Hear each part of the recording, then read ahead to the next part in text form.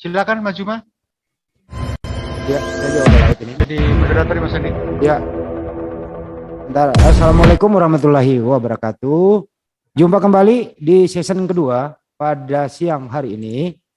Ada saudara Billy akan membahas hukum Taurat bersama gurunda kita Zulkifli M. Abbas. Tentu dengan tidak perlu pakai timer, kita sudah sering ketemu berdiskusi, pergunakan waktu efisien saja, pakai kata clue, silahkan kalau sudah selesai berbicara. Kira-kira begitu, silahkan Om Billy. Kenapa saya nggak live ya? Udah live ya? Oh, saya belum stop tadi dulu, ntar dulu. Waduh, ntar. Ya, ntar. Oke, silakan Om Billy. Oke, terima kasih. Jadi sebenarnya yang akan saya tegaskan di sini bahwa dikatakan bahwa Yesus penebus dosa. Nah, sebenarnya di dalam kata penebusan dosa juga tidak pernah dikatakan Yesus sebagai penebus dosa.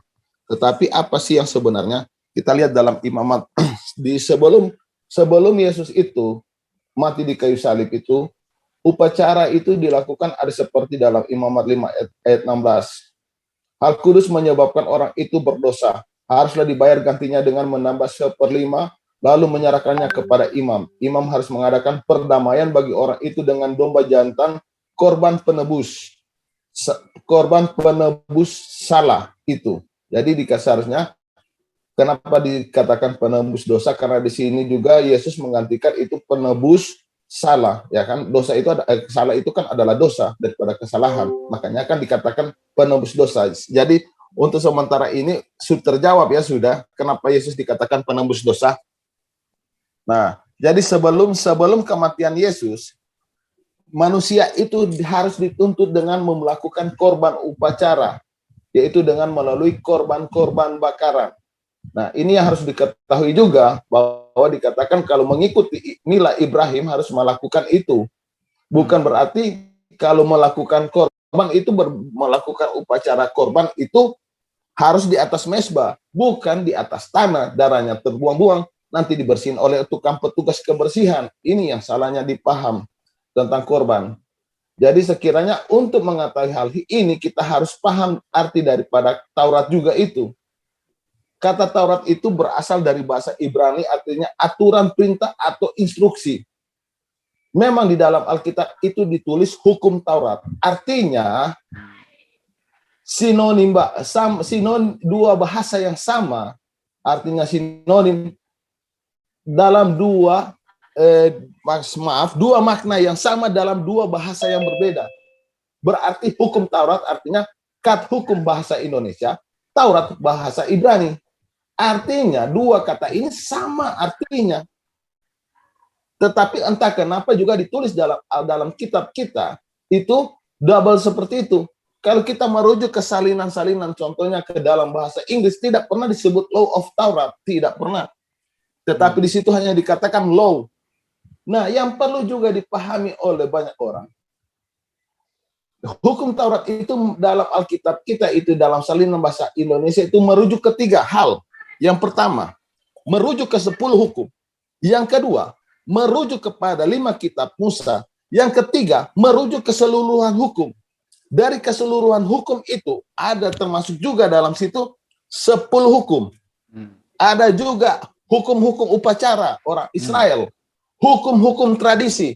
Maaf, saya tidak berdasarkan, saya tidak berdasarkan hukum 613 mitzvot. Nah, sekarang saya mau bahas dengan saudara saya yang terkasih, yaitu Bro Suma. Sekarang kita mau bahas seberapa tahunnya dia berbicara soal Taurat tentang hal ini. Apa yang selalu dia bicarakan dan selalu dia protes, silakan. Oke, makasih Bang Billy. Bang Juma, silakan. Ya, baik. Terima kasih atas kesempatan yang diberikan kepada saya untuk kemudian belajar lagi tentang apa yang diajarkan oleh Allah melalui hukum Taurat. Jadi gini, secara global kalau kita kaitkan kemudian adalah hukum Taurat itu adalah ketetapan Tuhan kepada Bani Israel yang harus Bani Israel taatin. Di situ ajarannya jelas, tauhid dan juga syariat. Tauhid itu artinya mengesahkan Allah. Syariat artinya hukum-hukum yang kemudian berlaku kepada Bani Israel. Apakah itu tentang kurban, tentang sunat, tentang tahir, tentang najis, dan seterusnya, itu diajarkan di dalam kitab tersebut.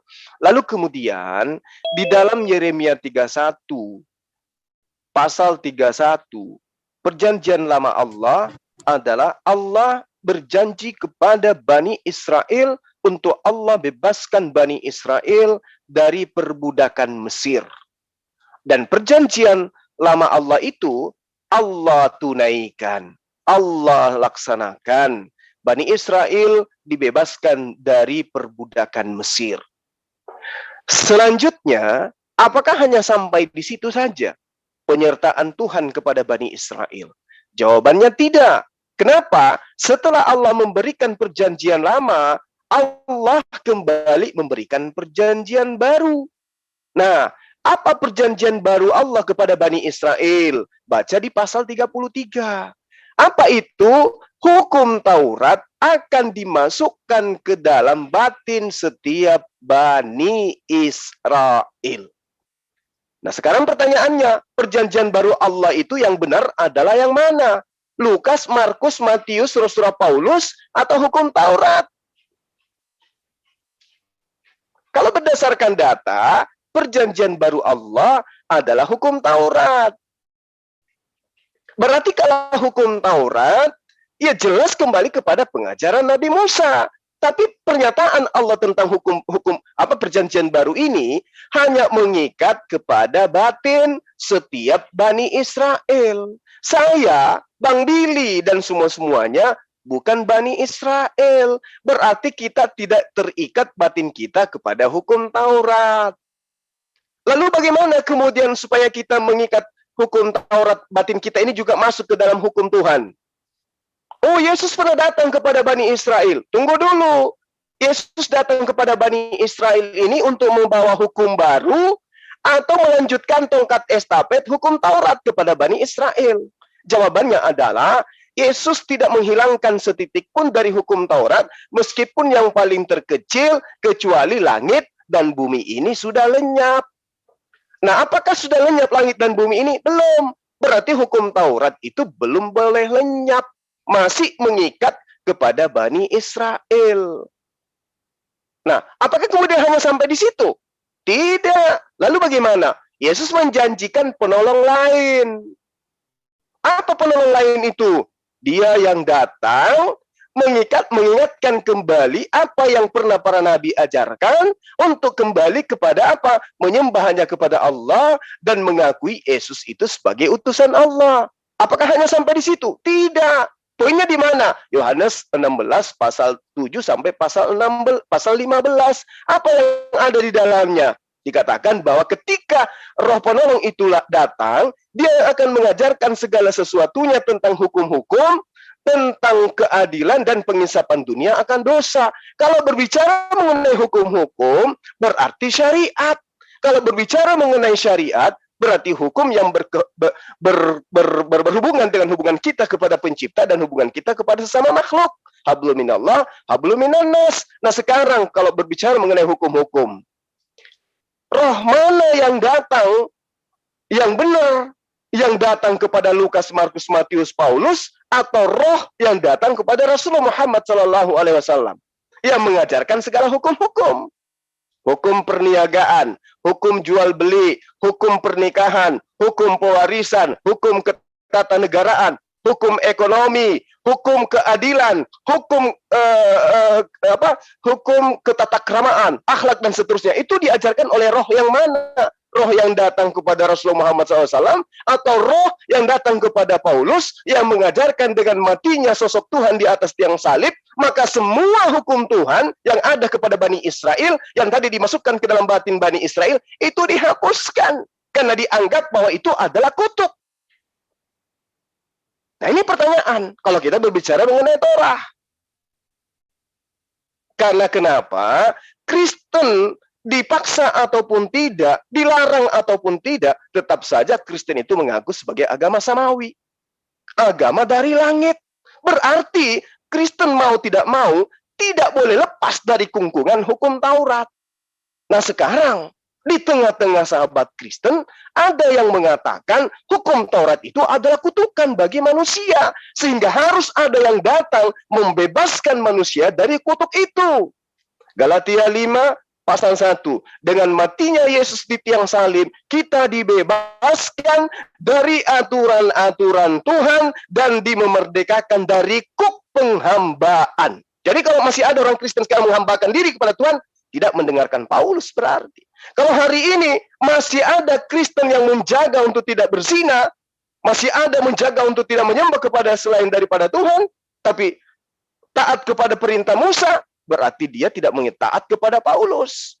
Karena dengan taatnya kepada Paulus, mengimani Yesus mati di tiang salib, mereka orang Kristen harus memerdekakan diri mereka dari ketetapan-ketetapan Tuhan yang ada di dalam Torah. Kenapa? Karena apa yang ada dalam Torah itu semua adalah kutukan. Membuat manusia jatuh ke dalam kutuk dosa karena adanya ketetapan-ketetapan Tuhan di dalam hukum Taurat. Sang Yesus datang menebus Kristen di atas tiang salib sehingga sang Kristen bebas sebebas-bebasnya dari ketetapan Tuhan. Jadi kalau ada hari ini orang Kristen masih petentang, membawa kitab, mengaku dirinya beribadah, itu buat apa? Yesus sudah menebus kalian dari ketetapan Tuhan, bahkan memerdekakan kalian dari kuk penghambaan. Galatia 5 pasal 1. Ini bukan mengada-ngada, ini fakta. Jadi memerdekakan, makanya Paulus mengatakan, aku tidak segala sesuatu halal bagiku, tetapi aku tidak mau diperhamba oleh suatu apapun. Coba. Jadi sahabat Kristen, percumalah kalian itu berdoa, percumalah kalian itu beribadah, percumalah kalian baca kitab. Kenapa? Kalian itu sudah bebas, sudah merdeka. Untuk apa lagi? Ketetapan Tuhan kepada Bani Israel itu dianggap kutukan. Oleh karena itu kemudian harus ada yang menjadi korban untuk menebus kalian di dalam kutuk. Namun masalahnya sekarang adalah kalau yang diimani Tuhan yang datang menebus dosa, dan kemudian konsep itu adalah tongkat estafet dari penebusan dosa dari ajaran para nabi-nabi Israel, Bani Israel, maka saya katakan kepada Anda semua yang mengimani Yesus sebagai penebus dosa adalah sebagai berikut. Sedikit lagi, 30 detik. Anda juga harus mengakui bahwa domba-domba penebus dosa yang digunakan oleh Bani Israel itu juga adalah Tuhan yang datang nusul menjadi domba yang harus dibunuh pada saat penyembelihan di Bait Suci menebus dosa Bani Israel. Berarti domba-domba ini juga Tuhan penebus dosa. Berarti yang menebus dosa bukan hanya Yesus, tetapi binatang-binatang yang menjadi korban bakaran dan korban sembelihan yang dilaksanakan oleh Bani Israel. Silakan. Silakan Bang Billy. Ya, terima kasih atas khotbah pendek ini yang saya dengar. Oke, terima kasih. Jadi begini saudaraku. Saya ingin tahu sebentar untuk ucapkan Isra. Anda jangan ikut campur dulu, ini berdua. Jangan memotong lah, nanti melebar ya. Nanti habis ini kita diskusi berdua ya. Ini giliran Bang Billy sama Bang Cuma dulu, oke? Silakan Bang Billy lanjut. Kalau tahun lalu terima kasih. Kayaknya tidak di-ACC kan? Ya, di mute dulu Bang Cuma. Bang Cuma di mute. Oh, sorry. Ya. Oke, lanjut Bang Billy. Oke. Jadi sebenarnya Bang Suma ini tidak tahu apa itu Taurat. Hukum Taurat itu dia tidak tahu, tapi dia memframing seperti kata Paulus segala sesuatu itu halal bagiku. Dia pikir itu seperti saya juga tidak tahu apa maksudnya, tetapi yang jelas di situ Paulus mengatakan bahwa dia sudah tidak terikat dengan aturan-aturan dari bangsa Israel di mana selain orang Israel itu nggak boleh duduk semeja dengan orang yang bukan orang Yahudi.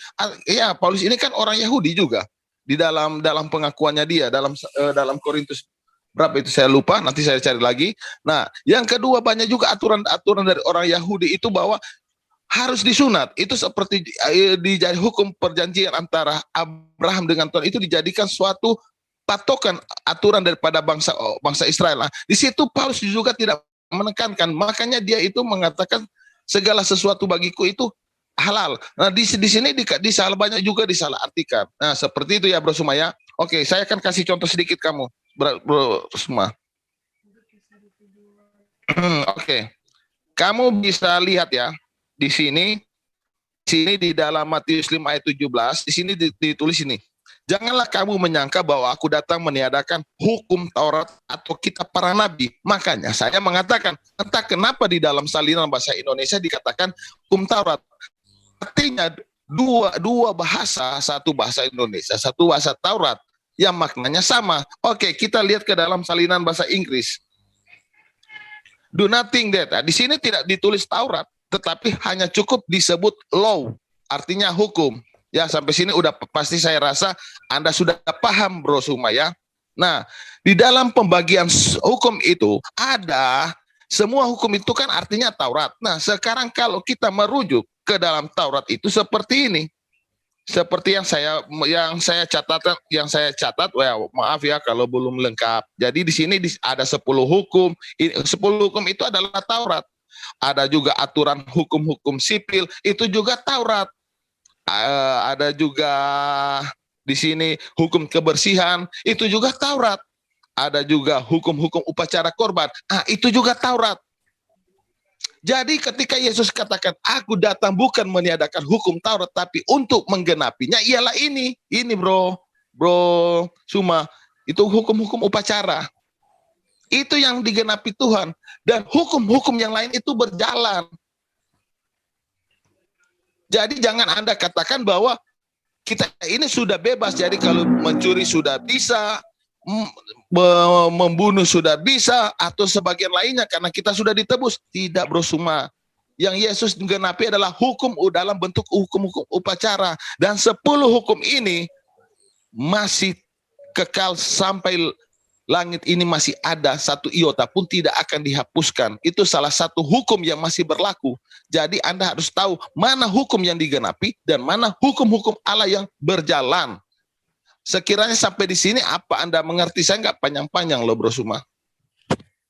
Silakan Anda bantah.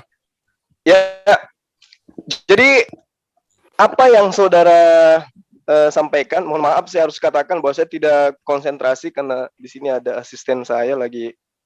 Bentar. Ya, jadi pada poinnya kemudian ketika sahabat saya mengangkat sebuah alasan untuk kemudian mengkanter apa yang saya jelaskan tadi, pada prinsipnya kita lihat fenomena yang ada. Bagaimana ketika kemudian kita melihat tata ibadah orang Kristen, cara keperibadatan orang Kristen, apakah masih berlandaskan kepada hukum Taurat? Kan tidak. Jadi kalau sahabat saya kemudian tadi mengatakan bahwa yang dimaksud dengan hukum Taurat itu adalah ini dan seterusnya, lalu kemudian Anda mencoba mengambil Matius 5, itu tidak dirubah setitik pun dari hukum Taurat sebelum langit dan bumi ini runtuh. Yang paling terkecil di dalam hukum Taurat itu apa sebenarnya? Kalau berbicara mengenai hukum Taurat, berarti ketetapan. Ketetapan Tuhan kepada Bani Israel yang pondasinya ditegaskan oleh Allah, bahkan dikasih legitimasi materai 10.000 oleh Allah kepada Bani Israel, kepada Abraham, itu apa? Sunat. Itu aja dulu poinnya. Ini adalah perjanjian kekal Allah. Yang dikatakan perjanjian itu adalah ketetapan yang harus diakui dan harus ditaati. Yang membuat perjanjian adalah pencipta langit dan bumi. Dengan siapa? Dengan Abraham. Beserta siapa? Anak-anaknya dan keturunannya. Dan itu merupakan perjanjian apa? Kekal. Berbicara mengenai kekal, tak henti-hentinya, tak ada habis-habisnya. Apa yang dimaksud dengan turun-temurun? Berarti semua orang yang terkait terhadap kehidupan Bani Israel keturunannya secara turun-temurun harus mengikat diri kepada aturan perjanjian kekal Allah. Sekarang coba kita lihat apa yang diajarkan oleh Paulus kepada Anda, kepada sahabat saya Kristen. Barang siapa yang menyunatkan dirinya, sungguh Yesus Kristus tidak berguna bagi dirinya. Ini gimana ceritanya? Satu menjadikan ketetapan itu sebagai perjanjian kekal Allah, yang satunya mengancam. Kalau kau sunat, Yesus tidak berguna bagimu. Yang mana yang Anda taatin? Ketetapan Tuhan langit dan bumi atau ketetapan Paulus? Maka dasarnya kemudian Yesus menerangkan di dalam Yohanes 8 pasal 44, iblislah yang menjadi bapakmu dan kamu mau melakukan perintah-perintah atau keinginan-keinginan bapakmu. Nah sekarang ketika Anda menuhankan Yesus, merubah ibadahnya orang-orang Yahudi kemudian menjadi hukum yang Anda imani sekarang. Anda mengikuti perintah siapa? Perintah Allah, Tuhannya Yesus, atau perintah Bapak Paulus? Karena Yesus menerangkan iblislah yang menjadi bapakmu dan kau mau melakukan pernyataan-pernyataan yang merupakan keinginan-keinginan bapakmu. Sedikit lagi, Bang. Lagi sahabat saya terangkan begini.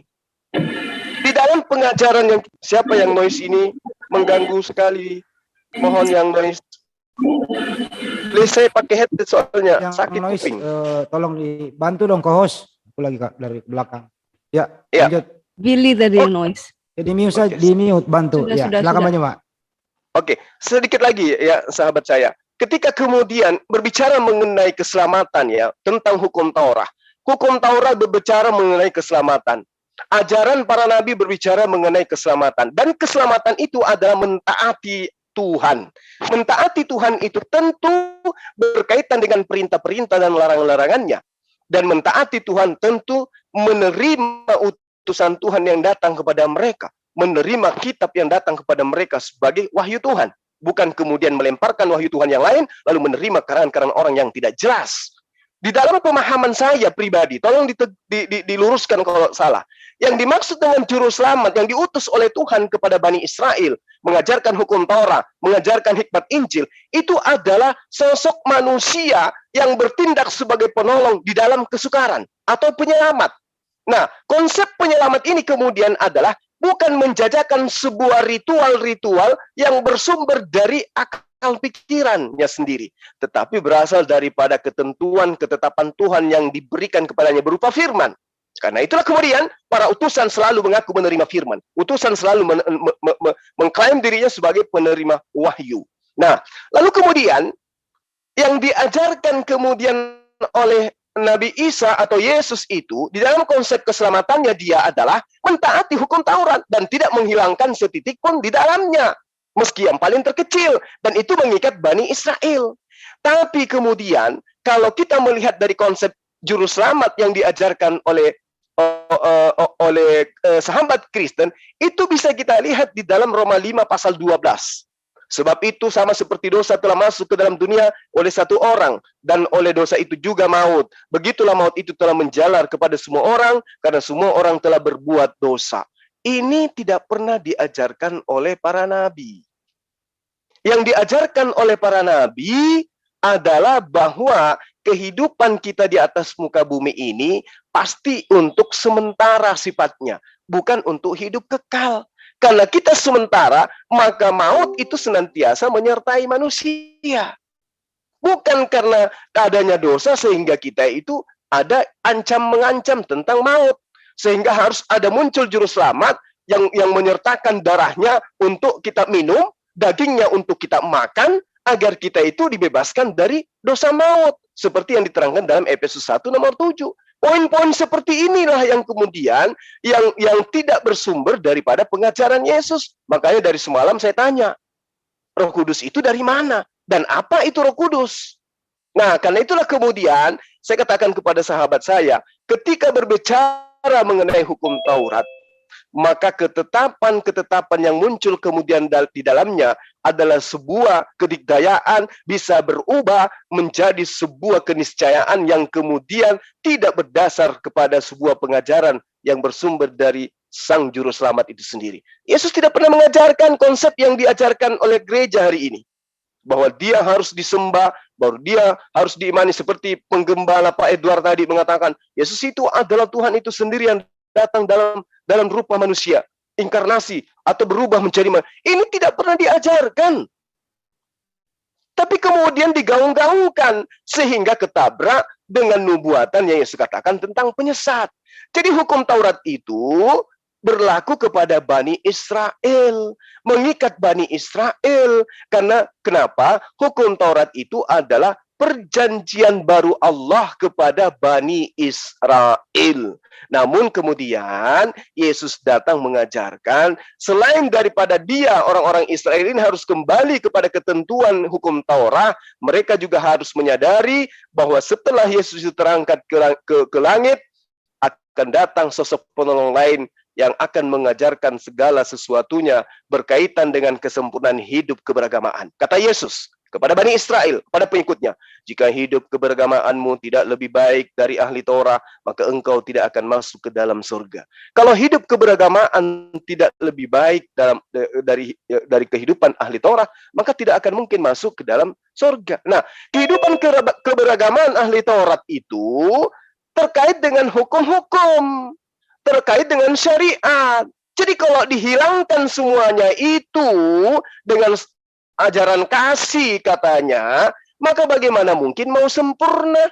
Pengajaran tentang pentahiran nggak ada, syarat sah nikah nggak ada, hukum waris tidak ada, hukum kekerabatan nggak ada, hal haram halalnya tidak ada, hukum sah nikah nggak ada. Jadi bagaimana kita bisa hidup lebih baik dari ahli Torah, sementara syariat yang datang kepada mereka saja kita nggak bisa kalahkan. Bro, jangan terlalu panjang, nanti saya bingung untuk jelaskan. Oke, silakan. Ya, memang begitu saya kalau lagi lapar, kencang suara saya. Silakan. Bang Juma kalau lagi lapar panjang ngomongnya. Silakan. Iya. Silakan Bang Billy. Saya tertarik yang pertama, sudah saya jelaskan tentang arti daripada hukum Taurat, tetapi masih saja si Suma itu memandang hukum Taurat itu hanya satu macam saja. Padahal saya sudah memberi penjabaran pembagian hukum Taurat. Tetapi waktu saya menjabarkan, dia bilang tadi, dia lagi sibuk. Artinya dia tidak memperhatikan.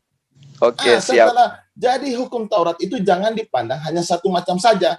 Jadi seakan-akan di sini bahwa Yesus menggenapi, pudarlah hukum-hukum itu. Padahal saya sudah jelaskan bahwa hukum Taurat adalah hukum. Dan Taurat itu ada dibagi, ada hukum upacara, korban, sipil, 10 hukum. Nah, yang dimana yang digenapi oleh Yesus tentunya hanyalah hukum upacara. Itu yang pertama. Yang kedua, si saudara mengatakan bahwa jika ajaranmu tidak lebih baik, itu sebenarnya bukan jika agamamu, karena dulu itu nggak ada agama. Jadi sebenarnya yang benar itu jika ajaranmu tidak lebih baik daripada apa itu. Coba diteruskan ayatnya, saya lupa. Tetapi di sini fokusnya kita lihat konteksnya waktu itu. Waktu di mana Yesus diperhadapkan dengan para ahli Taurat yang mengatakan, yang menuduh murid-muridnya itu memetik gandum pada hari Sabat, itu tidak boleh. Bagaimana mereka juga orang bangsa Israel mendramatisi hukum Tuhan itu dengan aturan mereka yang mereka perbuat sendiri. Makanya Yesus memberi perumpamaan. Bagaimana kalau ada seekor binatang masuk ke lubang, apa tidak perlu ditolong? Nah, karena kenapa? Yesus mengajarkan bagaimana mengajarkan Taurat yang benar, nggak perlu didramatisi oleh orang-orang Yahudi ini. Ini contohnya.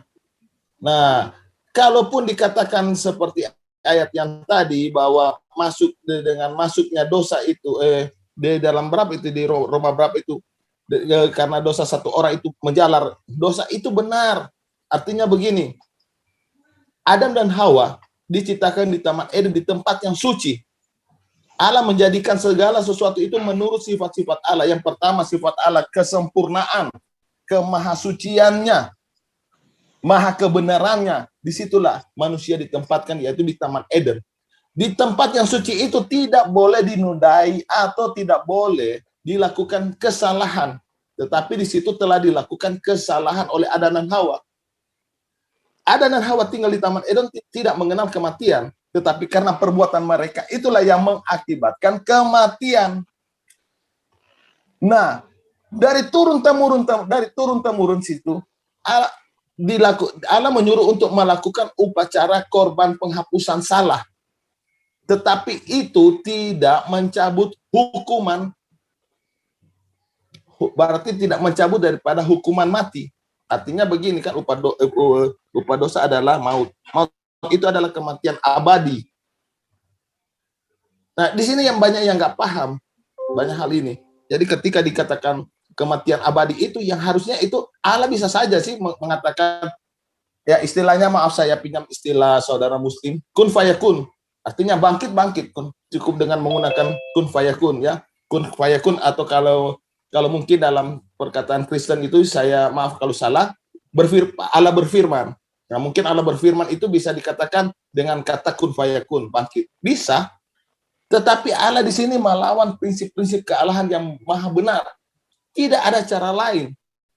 untuk menepis hukuman atau kutukan kematian abadi itu dengan cara apa? Dengan cara Allah harus menjadi manusia yang lebih rendah daripada malaikat untuk bisa membayar kesalahan dari kematian abadi tersebut. Ini yang perlu dipahami saudaraku semua. Jadi jangan pernah, yang kedua saya ingatkan, jangan memandang hukum Taurat itu dari satu segi saja. Anda harus menjabarkan hukum Taurat itu. Terima kasih. Oke, baik. Jadi saya pertama mohon maaf ya kalau misalnya saya tadi kurang fokus. Yang pada intinya semua dari yang sahabat saya sampaikan itu saya simpulkan bahwa hukum Taurat itu bukan cuma satu, tapi ada banyak, ada ratusan dan seterusnya ya. Namun sangat disayangkan hukum Taurat yang banyak itu kemudian oleh pendiri Kristen di dalam Roma 7 surahnya dia, dalam surah Roma 7 nomor 6 diterangkan bahwa orang-orang Kristen itu dibebaskan dari hukum Taurat. Sebab kita telah mati bagi Dia yang mengurung kita, sehingga kita sekarang melayani dalam keadaan baru menurut roh dan bukan dalam keadaan lama menurut hukum Taurat.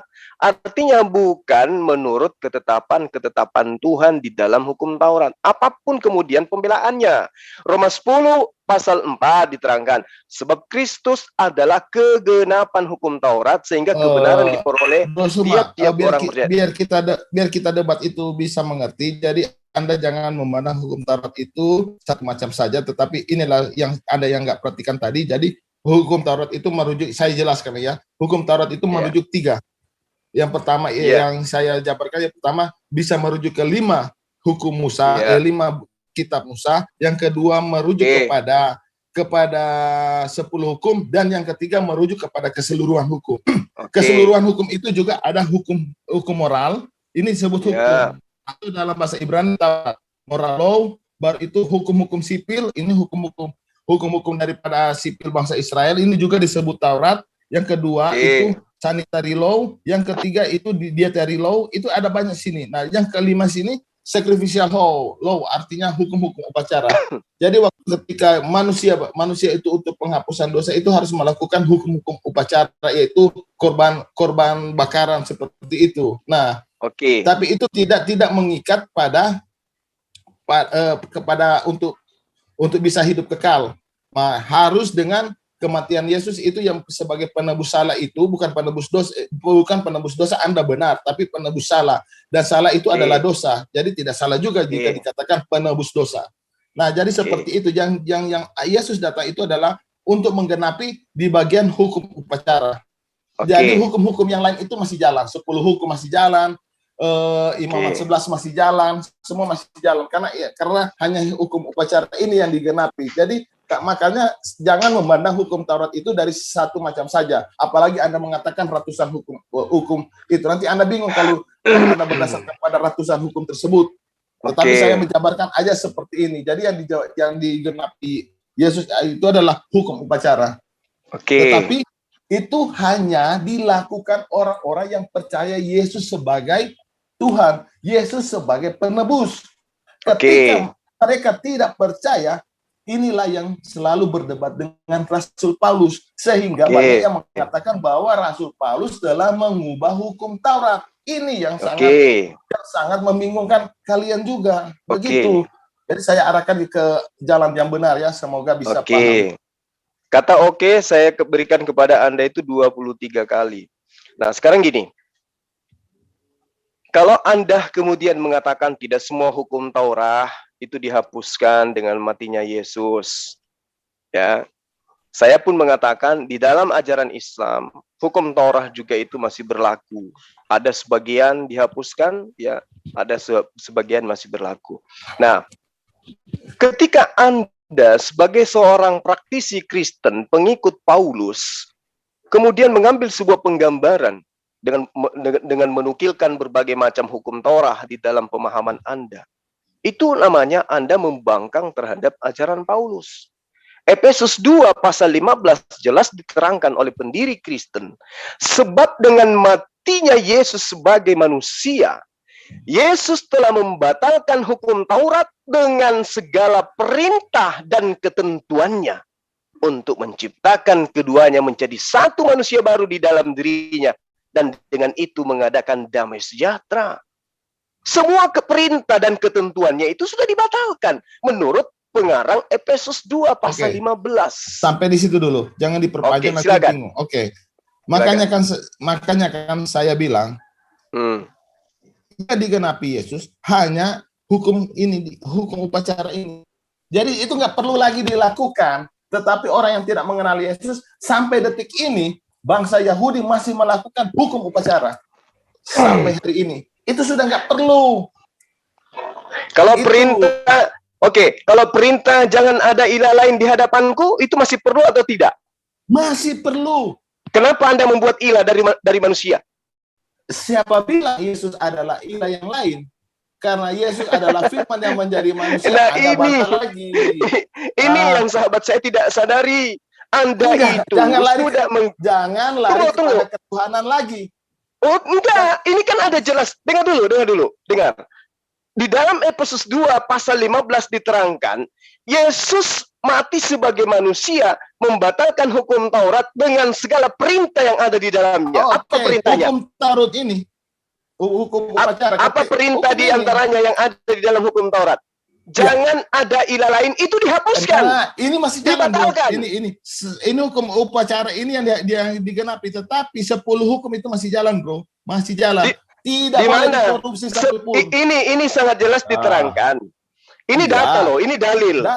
Sebab dengan matinya Yesus sebagai manusia, Yesus telah membatalkan hukum Taurat dengan segala perintah dan ketentuannya. Oke, sekarang kita merujuk ke bahasa Inggrisnya itu biar nggak ada kata hukum Taurat yang silakan. Ada. Oke, itu silakan. Nanti saya pakai bahasa Yunani kalau begitu. Ayo silakan pakai bahasa Yunani, lebih baik.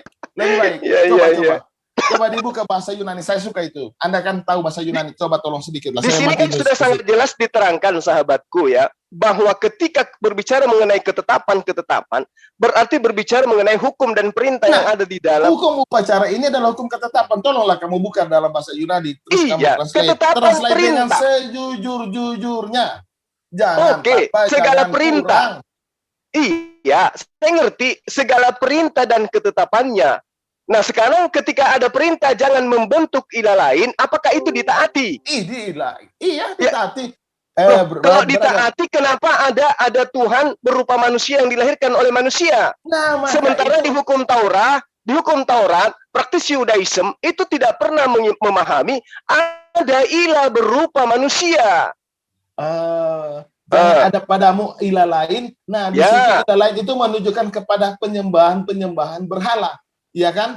Ilah lain artinya sembahan lain. Iya, sesembahan lain. Nah, sekarang siapa yang membuat sembahan baru bentukan manusia? Iya. Sekarang Yesus dikatakan firman yang menjadi manusia. Makanya seperti kata Pak Proklamator, segala sesuatu kita harus kembali ke sejarah. Iya kan? Iya. Nah, sekarang saya ajak juga Anda untuk kembali ke sejarah. Nah, kejatuhan manusia di surga itu membangkitkan dua urusan yang melibatkan pencipta dan ciptaan yang tidak boleh diwakilkan. Makanya ada kali ketika menggunakan Allah menyatakan diri dalam bentuk jamak, salah jika Anda mengatakan itu adalah malaikat, dan malaikat itu adalah ciptaan. Itu yang pertama. Ini harus Anda tahu juga, saudaraku yang kekasih. Artinya di sini Allah itu berdiri sendiri, nggak perlu ada perwakilan. Perbuatan Adam dan Hawa ini harus dipertanggungjawabkan oleh Sang Pencipta. Makanya dalam Alkitab mengatakan, karena begitu besar kasih Allah akan dunia ini, sehingga ia mengaruniakan anaknya yang tunggal. Brother, tidak ada kitab dimanapun yang menunjukkan kasih Allah itu lebih daripada kasih ibu. Anda bisa bikin perbandingan dengan kitab-kitab yang lain, bahwa kitab-kitab yang lain Allah menunjukkan kasihnya tidak lebih daripada kasih ibu. Tetapi di sini Allah ini seorang Allah loh. Allah harus menjadi lebih rendah daripada malaikat. Untuk apa? Untuk melihatkan atau membuktikan kasihnya. Itu Anda dapat ajaran dari mana? Apalagi? Ajarannya dari mana? Ajaran dari mana Allah harus rendah?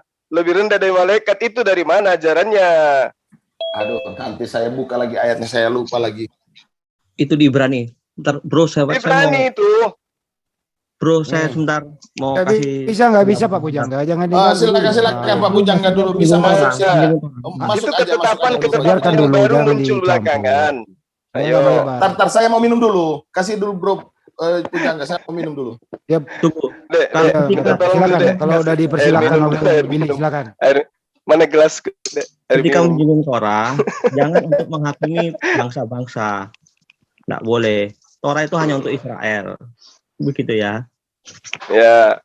Jadi kan ini kan orang Indonesia ya. Juma sama. Nah, ini kan orang Indonesia. Jadi tidak perlu untuk kamu nggak ikutin Torah. Kamu keliru. Nah, itu bukan gitu. Jadi Torah itu bukan untuk menghakimi bangsa-bangsa. Itu hanya untuk bangsa Israel. Gitu aja. Terus pemahaman. Boleh saya tanggapi.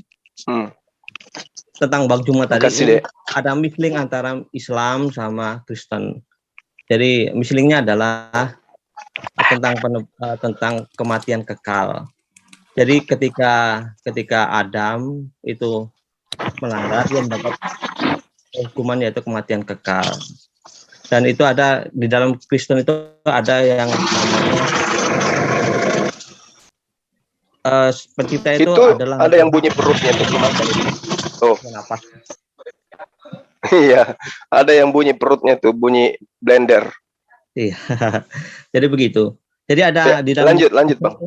Iya, di dalam kekristenan itu ada yang namanya ada pencipta itu adalah konsistenitas. Jadi artinya adalah tidak bisa sembarangan kalau dia menjadi inkonsisten. Contohnya ketika ya, jadi ini yang harus dipahami untuk umat di luar Israel. Jadi di pahaman Kristen itu adalah ketika Sang Pencipta itu mengatakan kamu berdosa, terus kamu akan mati, terus tidak bisa manusia itu menyelamatkan dirinya sendiri. Ketika Sang Pencipta mengatakan kamu boleh selamat, kamu boleh masuk surga, itu namanya inkonsisten namanya. Nah, itulah sebabnya ada paham konsistenitas di dalam Sang Pencipta. Bagaimana konsistenitas? Ketika dia membuat hukum, bagaimana supaya hukum itu, ucapannya itu menjadi hukum, dan itu tidak boleh dilanggar oleh dirinya sendiri.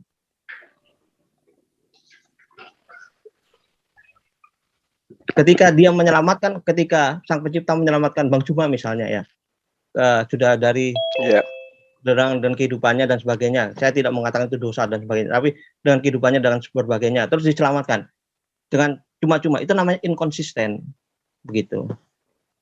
Dan itu melawan hakikat pribadi Sang Pencipta. Itu filsafat kekristenan. Mungkin harus dipahami seperti itu. Oke, udah Bang? Iya, betul. Oke. Saya tertarik dengan pernyataan di awal tadi bahwa hukum Taurat itu diperuntukkan kepada Bani Israel. Benar ya? Ya, hanya untuk Israel. Israel. Oke. Lalu kenapa kemudian Yesus menebus Kristen yang bukan Israel dari hukum Torah kalau itu hanya untuk Israel? Menebus Kristen dari Torah. Ya. Dari mana itu? Buktinya dari mana ya? Oke. Saya masuk lagi. Jadi dikatakan di dalam Ibrani itu bahwa harus menjadi itu ada ya ayatnya itu. Nah, ya, makanya Yesus itu datang menebus. Nah, dia datang lebih rendah. Dia datang lebih rendah. Sahabat Kristen ini ditebus Yesus itu dari mana? Apanya yang ditebus kalian ini?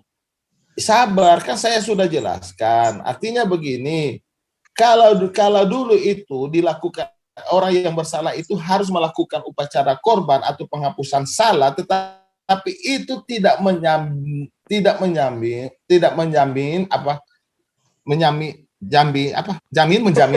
sebagai keselamatan.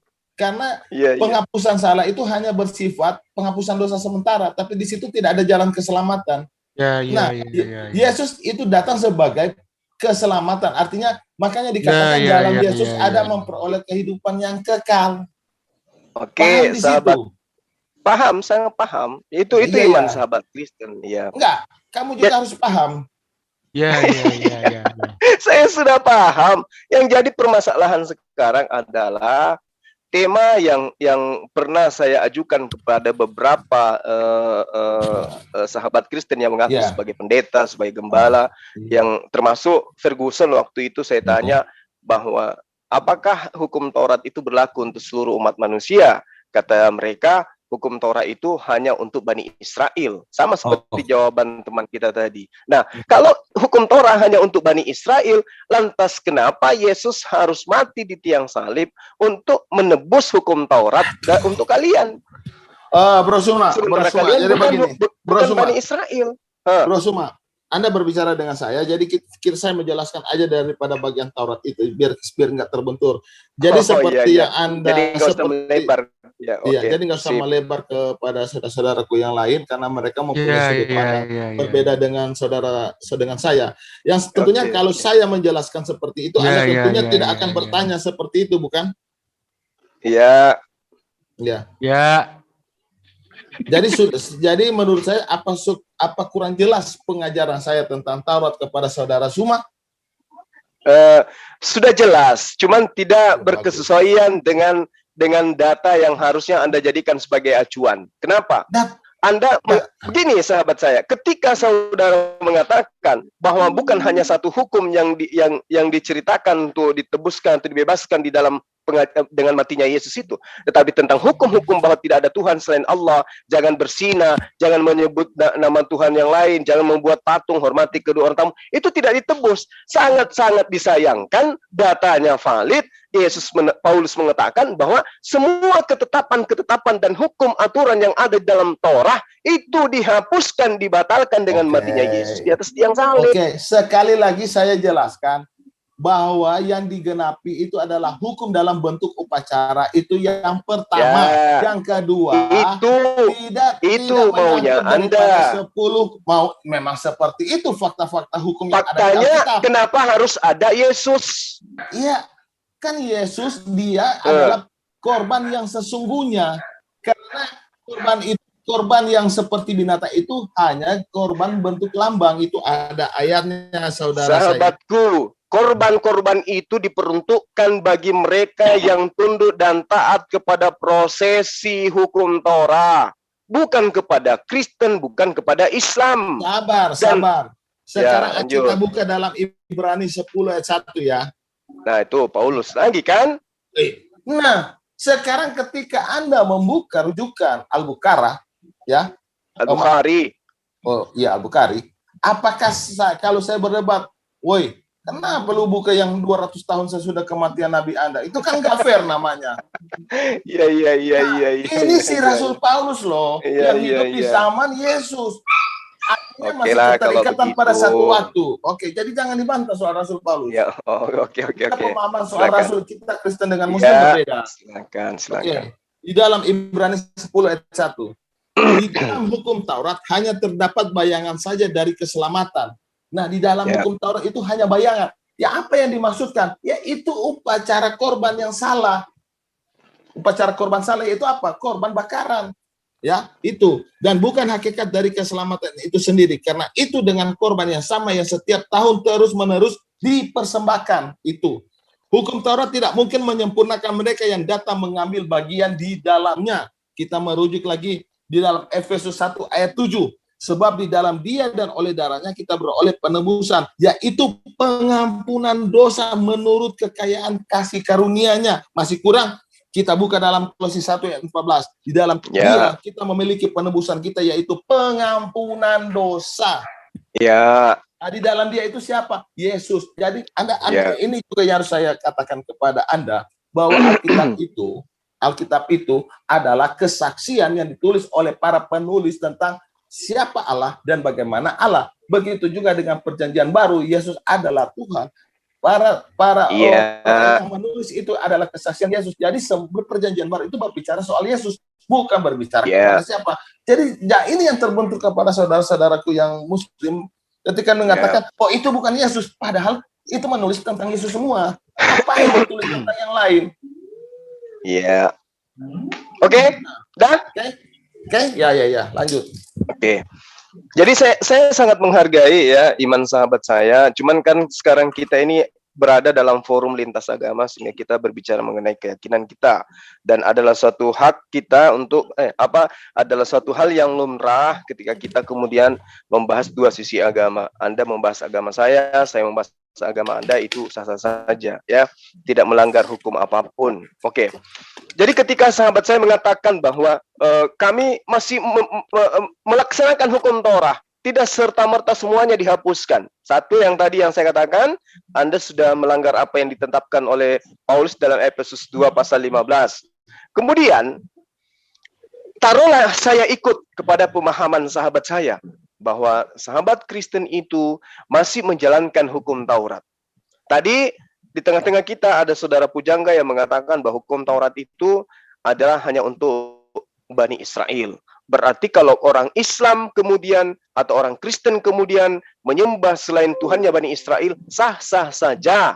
Karena kenapa? Karena hukum Torah yang memerintahkan jangan ada ilah lain di hadapanku, itu hanya berlaku kepada Bani Israel. Nah, Islam berdiri sendiri nih, menyembah kepada esensi pencipta langit dan bumi. Kitabnya ada. Kristen juga berdiri sendiri, menyembah kepada sosok Tuhan mereka, yaitu adalah Yesus. Nah, kalau kemudian kita menghadapkan ajaran Islam dan ajaran Kristen, menjadikan panduan ajaran hukum Torah itu sebagai penggambaran keselamatan, maka coba kita ukur. Ketika kemudian Islam menyembah kepada pencipta langit dan bumi, lalu kemudian diterangkan di dalam kitabnya Nabi Musa, pencipta langit dan bumi itu adalah esensi yang tak terlihat dan tak terdengar suaranya, dia bukan manusia dan bukan anak manusia, maka sasaran empuknya kemudian sorotan kesesatan itu ada pada kubu Kristen. Kenapa saya katakan? Satu, di dalam Roma 10 pasal 9, sebab jika kamu mengaku dengan mulutmu bahwa Yesus adalah Tuhan, dan percaya dalam hatimu bahwa Allah telah membangkitkan dia di antara orang mati, maka kamu akan diselamatkan. Dua, di dalam Kisah Para Rasul 2, pasal 36 diterangkan, jadi seluruh kaum Israel harus tahu dengan pasti bahwa Allah telah membuat Yesus. Membuat ini, garis miring menjadikan, garis miring menciptakan. Yesus yang kamu salibkan itu menjadi Tuhan dan Kristus. Berarti, poin pertama, jangan ada ilah lain di hadapanku. Paulus dan pengarang Kisah Para Rasul telah membuat ilah baru, yaitu Yesus Kristus yang hari ini disembah oleh sahabat Kristen. Rasulullah Muhammad SAW tidak membentuk ilah baru selain hanya memerintahkan menyembah kepada ilah yang disembah oleh Ishak, Abraham, Yakub, dan seterusnya. Itu poinnya, Bang. Ya, jadi begini, brother. Jika Ya, Anda memandang silakan. bahwa Yesus adalah ilah yang lain, tentu Anda salah. Karena kami mempunyai pernyataan dan bukti-bukti dalam Alkitab bahwa Yesus itu adalah Allah dan bukan ilah yang lain. Nah, tetapi yang Anda perlu ketahui bahwa 10 hukum itu kekal. Bisa Anda jabarkan 10 hukum. Jadi kalau 10 hukum itu, di situ adalah fondasi daripada kalau orang Muslim bilang horizontal vertikal. Hubungan antara manusia dengan Tuhan dan hubungan daripada manusia dengan manusia. Nah, kalau kita Kristen itu berbicara horizontal vertikalnya itu punya dasar, yaitu di dalam 10 hukum. Hukum 1 sampai 4 menunjukkan kasih kepada Tuhan, dan hukum 5 sampai ke 10 itu menunjukkan hukum kasih kepada sesama manusia. Hukum yang pertama ialah kasihilah kepada Tuhanmu. Yang hukum yang kedua adalah kasihilah sesamamu. Nah, kalau di dalam Muslim itu dikatakan hubungan horizontal dan vertikal. Tapi entah di mana dasarnya. Ya, jadi saya jelaskan aja. Kalian boleh ambil dasarnya dari 10 hukum. Asal Anda menggunakan 10 hukum. Nah, kalau Anda merujuk ke 10 hukum itu masih kekal itu contohnya. Itu yang Allah Yesus katakan. Hukum itu masih kekal. 1 iota pun tidak terhapuskan, tetapi hukum dalam pengampunan dosa, hukum dalam bentuk upacara korban itu sudah genap. Hukum-hukum tradisi itu sudah tidak perlu lagi. Itu yang perlu diketahui. Jadi ketika dikatakan dengan hukum Taurat itu, Anda jangan menjabarkan bahwa hukum Taurat itu hanya satu macam saja. Selama Anda memandang hukum Taurat itu satu macam saja, Anda akan terbentur dengan pemahaman Taurat. Jadi di sini saya memberi kamu itu solusi Taurat. Sekiranya Anda bisa paham, Anda bisa lihat lagi penjelasan saya, nonton berulang-ulang 10 kali biar paham. Itu nama Iya, iya, langsung. iya. Oke. Jadi gini, sahabat saya. Oke, saya ikuti alur Anda ya. Saya maklumkan bagaimana kemudian saya harus bersusah payah untuk mengaminkan apa yang menjadi dasar pijakan iman Anda bahwa sahabat Kristen itu adalah penganut hukum Taurat. Tetapi mereka telah meninggalkan hukum upacara-upacara ritual-ritual syariat. Oke, tidak apa-apa. Nah, sekarang kita fokus nih kepada konsep hukum utama. Kalau di Al-Quran kan sudah sangat jelas bagaimana kemudian Al-Quran itu mengajarkan tidak boleh ada sembahan lain ya daripada Allah. Itu sangat jelas diterangkan oleh Allah di dalam Al-Quran. Tidak boleh ada sembahan lain di hadapan Allah selain pencipta langit dan bumi yang diimani oleh umat Islam. Diterangkan di dalam surah Al-Hasyr, kalau nggak keliru di ayat 23. Ya, Itu nggak perlu sangat ayatnya, jelas itu. isinya aja, silakan dijelaskan aja Ya. isinya, nggak perlu ayatnya. Saya percaya kamu kok. Oke. Di dalam surah Al-Hasyr ini Allah menerangkan kepada kami umat Islam, huwallahu alladzi la ilaha illahu al-malikul quddusus salamul mu'minul muhaiminul azizul jabbarul mutakabbir subhanallahi amma yusyrikun. Dialah Allah, tidak ada Tuhan selain Dia, Maha Raja, Maha Suci, Maha Sejahtera, yang menjaga keamanan, pemelihara keselamatan, yang Maha Perkasa, yang Maha Kuasa, yang memiliki segala keagungan. Maha Suci Allah dari apa yang mereka persekutukan. Subhanallah amma yusyrikun. Jadi ketika umat Islam menerangkan bahwa Al-Quran menerangkan dirinya tentang Allah, tidak ada Tuhan selain Allah, maka nabi atau manusia yang datang kepada Bani Israel yang kami imani sebagai nabi penutup bagi Bani Israel itu juga menerangkan kepada esensi lain di luar dirinya sebagai Allah satu-satunya yang benar, dan dia hanya sebagai utusan. Berarti tiada Tuhan selain Allah, itu berkesesuaian, jangan ada ilah selain Allah. Nah, sekarang kepada Yesus nih, pada sahabat Kristen yang menuhankan sosok manusia bernama Yesus. Yang kalau kemudian dasar pijakannya adalah kami menuhankan Yesus karena Yesus itu adalah firman yang menjadi manusia. Oke. Atas dasar itu kemudian Yesus yang adalah manusia menjadi Tuhan. Karena ada embel-embel firman telah menjadi manusia. Namun kenyataannya kemudian Islam Kristen harus kemudian menyadari bahwa sebelum datang perjanjian baru, kitabnya orang Kristen, dan juga Al-Quranul Karim, kitabnya umat Islam, ada kitab terlebih dahulu yang disebut dengan kitab Torah. Atau kitabnya para nabi. Atau supaya kita lebih jauh lagi, kita ambil dari kitabnya Yesaya. Di dalam pasal 55, nomor 11 diterangkan, bahwa ketika Allah itu berkata kun, maka kata kun itu tidak akan terpental kembali kepada pencipta alam semesta sebelum apa yang diutarakan oleh idenya itu menjadi fayakun. Di dalam Yesaya 55 pasal 11. Itu valid datanya. Nah, sekarang pertanyaannya adalah, ketika Allah menghendaki Maria hamil, melahirkan sosok anak yang menjadi anak tirinya Yusuf, pertanyaan logika sehatnya kemudian adalah, apakah sebelum Maria hamil, Yesus yang manusia itu sudah ada? Kalau tidak ada, berarti dia adalah ilah baru yang diadakan selain daripada Allah, Tuhannya Nabi Musa alaihissalam. Ini poin. Ini poin. Ada ilah, jangan ada ilah lain. Berarti tidak boleh ada sembahan lain yang dibentuk. Nah, untuk kemudian mengurai kisi-kisi dari pengajaran Yesaya 5 nomor 11, di dalam Yesaya 43 sebelumnya diterangkan, di pasal 10, apa yang diterangkan oleh, kepada Tuhannya Bani Israel kepada Yesaya. Tuhannya Bani Israel yang diagungkan oleh Islam, oleh Kristen, dalam hal ini adalah pencipta langit dan bumi, itu mengangkat saksi. Engkaulah saksi-saksiku. Tidak ada Tuhan yang dibentuk sebelum aku, dan tidak ada Tuhan yang dibentuk setelahku. Sekarang, Yesus itu ketika Gabriel datang, di dalam Lukas 2 pasal 11, datang kepada Maria, Maria ente kudu wajib hamil. Kenapa bisa gitu Gabriel? Karena pencipta alam semesta menghendaki. Loh, aku nggak pernah disentuh oleh laki-laki. Aku ini nggak punya suami, bagaimana mungkin aku hamil? Roh Kudus akan bekerja atasmu. Nah, pertanyaan logika sehatnya kemudian adalah, ketika Gabriel datang kepada Maria, Adakah Yesus di situ? Belum. Kapan Yesus itu ada? Ketika janin ditiupkan ke dalam rahim sosok manusia, baru dibentuk dia. Setelah dibentuk, utuh dia menjadi laki-laki normal, lahirlah dia menjadi manusia. Dibentuklah dia menjadi manusia. Setelah menjadi manusia, bayi, netek, diceboin, disuapin, lalu menjadi seorang anak, menjadi remaja, dewasa, menjadi pria yang ganteng dan gagah dan laki-laki normal dia. Sempurna Yesus itu. Terkemuka di dunia dan di akhirat.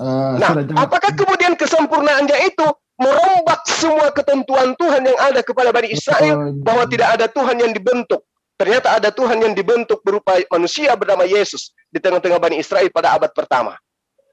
Jangan terlalu panjang lah. Nanti saya lupa. Oke. Sorry. Saya belum makan siang soalnya. Ya, saya mau jelaskan satu pertanyaan dari bawah. Ini bagus sekali nih.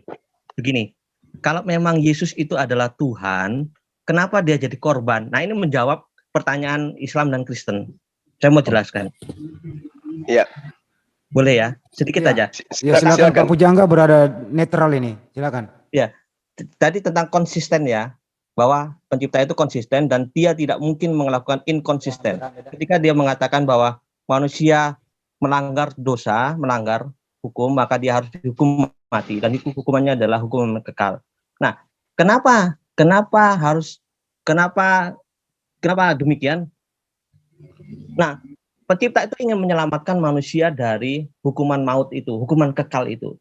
Nah, sebagai contoh nih, saya kutip ya dari Quran ya, di dalam Al-Baqarah ayat 123, saya terjemahnya, takutlah kamu pada hari tidak seorang pun dapat menggantikan orang lain, sedikit pun tebusannya tidak diterima, syafaat tidak berguna baginya, dan mereka tidak akan ditolong. Nah, ini konsepnya sama sebenarnya, cuma tidak diperdalam oleh mungkin di dalam Islam. Tapi begini, pencipta itu ingin menolong manusia yang sudah terkurung dalam maut kekal. Nah, supaya tidak melanggar konsistennya itu, maka ini konsep dari Kristen ya. Pencipta itu menjadi manusia untuk menggantikan kehidupan itu diberikan kepada manusia supaya manusia itu yang percaya kepada sang pencipta itu memperoleh kehidupan. Bisa dipahami ya? Sepertinya kurang paham saya Pak Pujangga. Oke, saya ulangi. Ya, ulangi coba. Ini tentang makanya itu konsisten dari pertanyaan dari bawah ini bagus. Ini pertanyaan filsafat ini sebenarnya. Kalau memang Yesus itu adalah Tuhan, kenapa dia juga jadi korban? Ini pertanyaan filsafat bagus. Saya angkat jempol buat yang menulis pertanyaan itu. Jadi begini, ketika Adam makan buah itu kan dikatakan kamu jangan makan itu. Kalau kamu makan kamu pasti mati. Mati ini artinya maut, artinya kekekalan. Dan tidak ada seorang pun yang bisa membayar tebusan seperti dalam surat Al-Baqarah tadi. Tidak seorang pun tidak bisa. Dan itu yang bisa hanya dilakukan oleh sang pencipta. Begini Pak Pujangga, ini mohon maaf saya masuk dikit nih. Menurut Anda yang netral ini, menurut saudara-saudara Kristen itu, yang disembah oleh para nabi di perjanjian lama itu di Torah itu adalah Yesus yang belum menjadi manusia. Menurut Anda bagaimana itu? Tunggu. Lupakan itu saya menjawab pertanyaan ini supaya konsep pertanyaanku dicuekin? Supaya konsepnya ini dapat, bro. Ya ini konsepnya ini dapat, konsep ke Torah ini gitu loh. Apakah ya penganut Torah itu Nabi Musa ke atas lagi Daud sampai ke Adam ini, apakah mereka semua ini menyembah Yesus yang belum berbentuk manusia begitu? Ya, kalau di ya, tapi ini saya menjawab pertanyaan tadi, kenapa kalau memang Yesus itu adalah Tuhan? Berarti pertanyaan saya sulit apa yang gimana ya? Sebentar Mas Andi dan Mas Pujangga ya. Kita kan sudah membuat thumbnail, membuat judul. Isinya di situ antara Mas Zuma dengan Bro Billy. Di situ mengalir, di situ ada keilmuan. Tapi ada Mas Pujangga masuk yang katakan tanda kutip merusak formasi. Jadi informasi yang disampaikan kepada Iwan Viladi semua jadi ngelambiar. Tapi kalau Mas Pujangga ingin mengutarakan sesuatu di sini, nanti kita buat live yang berbeda dengan judul yang berbeda. Agar apa? Video-video yang ditonton itu punya judul dan punya arah. Itu untuk edukasi kita semua. Bagaimana? Betul. Ya, cuma Nah, begitu. saya Nah, melihat, iya. saya melihat Nanti di rasa situ penasaran ada Anda dunia. dengan menjawab itu, nanti kita akan buat sesi yang berbeda. Bagaimana? Karena ini kita hormatilah kedua narasumber ini, Mas Zuma dengan Mas Billy. Ini kan konsepnya tentang sesuatu yang dijelaskan oleh Mas Billy dan sesuatu yang dijelaskan oleh Mas Zuma. Tidak elok ya kita itu duduk di tengah-tengah mereka menjelaskan sesuatu yang melenceng dari perdebatan awal. Ini kan nggak baik untuk edukasi. Itu maksud saya. Kalau Mas Pujangga pingin berdiskusi, pingin mengutarakan pemikirannya tentang konsep akidah dan ketuhanan kamu, silakan nanti kami buat waktu dan kami akan buat thumbnail, membuat judul. Begitu Mas Pujangga. Semoga dipahami ya. Bagus. Untuk selanjutnya saya mau memberikan silakan dilanjutkan Mas Zuma dan Mas Probili. Ya, kita break dulu Pak Pujangga sebentar. Biarkan yang berdua, biar kelar. Nggak lama Biarkan kok. dulu, biar kelar itu.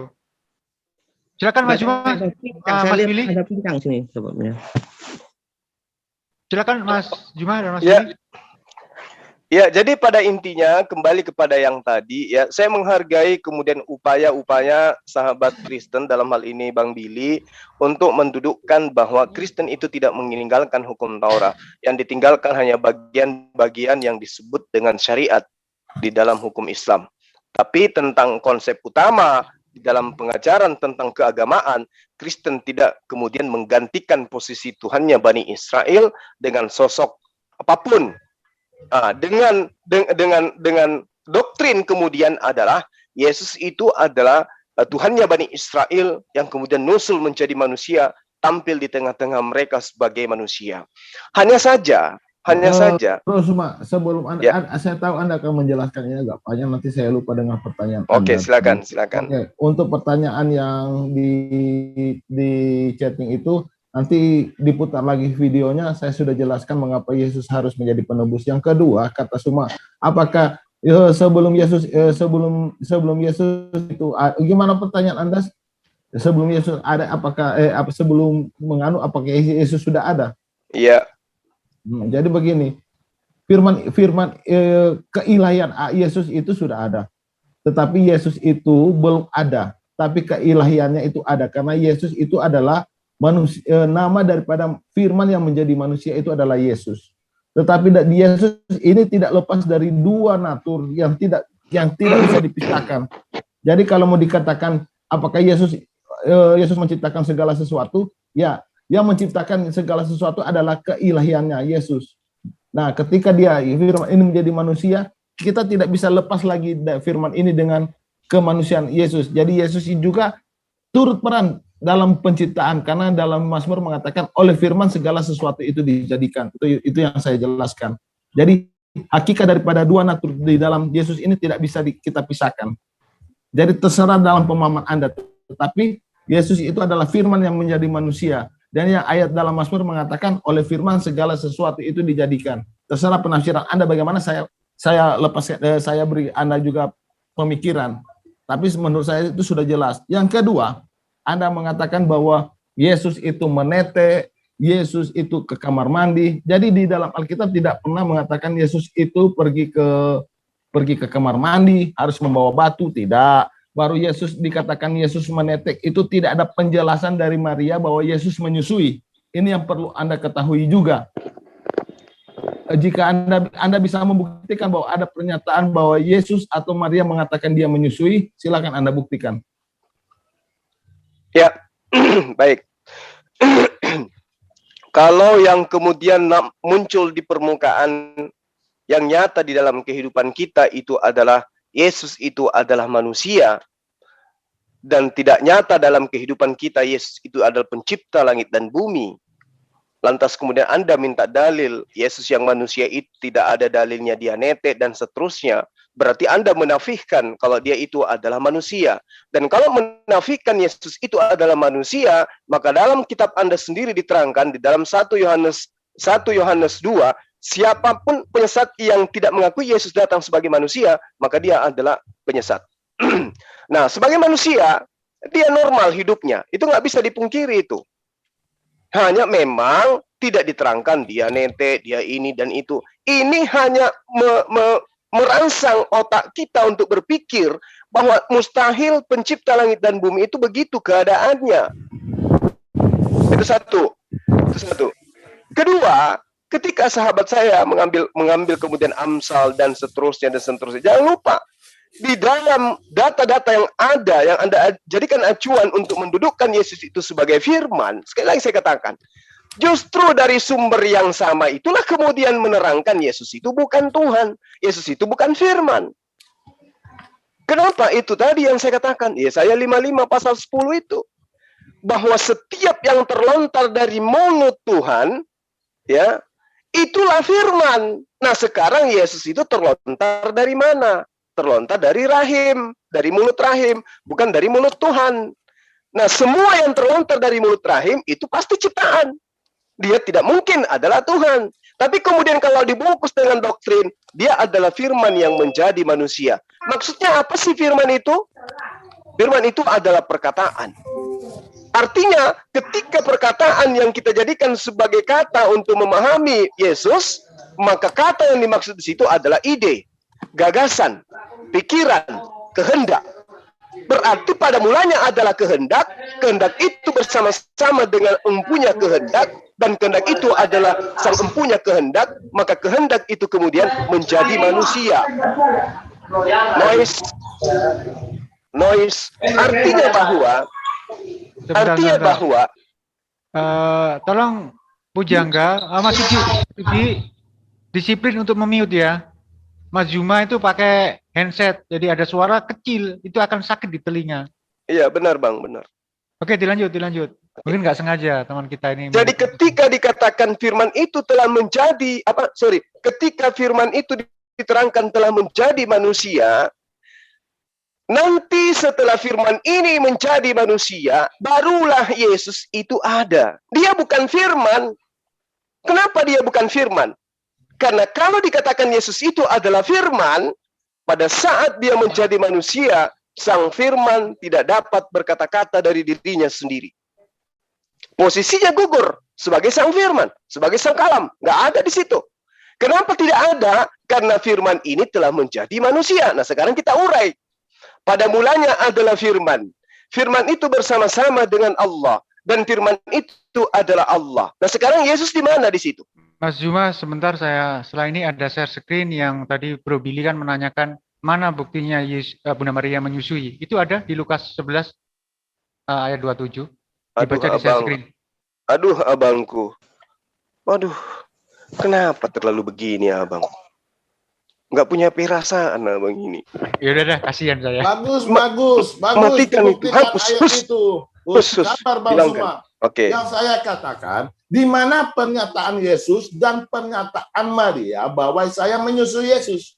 Itu udah saya. Udah bang. Kasih ayat itu, buka lagi ayat itu, buka. Gimana nih Mas Juma? Saya diizinkan loh ini. Silakan buka. Oke, lanjut ke bacaan supaya saya memberi pelajaran jangan kepada dulu Pak Pujangga. Oke. Sekarang buka ayat itu supaya kalian tahu untuk membaca kitab itu harus baca harus baca seutuhnya, jangan baca sepenggal-penggal. Coba kamu baca bahwa itu apakah itu pernyataan Maria atau pernyataan Yesus bahwa dia disusui. Kan pertanyaan saya baca ya. Dia bantu bacain. Ketika Yesus masih berbicara, berserulah seorang perempuan dari antara orang banyak dan berkata kepadanya, berbahagialah ibu yang telah mengandung engkau dan susu yang telah menyusui engkau, gitu. Engkau ini siapa? Yesus bagaimana dan siapa menyusui di sini dan siapa disusui? Jadi pertanyaan saya bagaimana tadi saudara bisa diulangi? Pernyataan Bunda Maria, kan? Ini bukan pernyataan Bunda Maria. Ini pernyataan orang lain mengatakan Yesus itu disusui oleh Bunda Maria. Ya, makanya saya bilang tidak yang jelas intinya di sana Yesus pernah disusui sama ibunya kan gitu. Enggak. Oke, benar. Udah. Makanya saya bilang apa tadi? Di mana pernyataan Yesus atau Maria mengatakan Yesus disusui? Oke, saya kasih tahu kamu saudaraku ya. Yang jelas Yesus waktu kecil Tuhan waktu Menurut- kecil ini disusui sama ibunya. Itu Menurut deal kamu itu ya, ada. menurut kamu, bukan menurut Alkitab. Menurut ini nih loh Pak, Lukas 11:27 Pak. Iya, orang itu berkata bukan berarti dia kalau dia berkata, saya Berarti lihat. orang sana ya, bohong Pak. Hah? Orang sana bohong. Dia yang berpikir dalam prinsip kemanusiaan. Artinya di sini dia juga tidak terlalu mengenal Yesus. Iya kan? Berarti meragukan ayat ini Pak. Apa? Meragukan. Enggak meragukan. Tetapi kan di sini lain pernyataan, lain juga dia menyatakan dia lihat dengan biji matanya. Iya, oke, maaf, sorry. Lanjut Bang Juma. Meragukan Yang kedua. ayatnya Iya, katanya. jadi abuse jadinya. Jadi coba kembali ke Yohanes 1 ayat 1 sampai 3 tadi dibaca.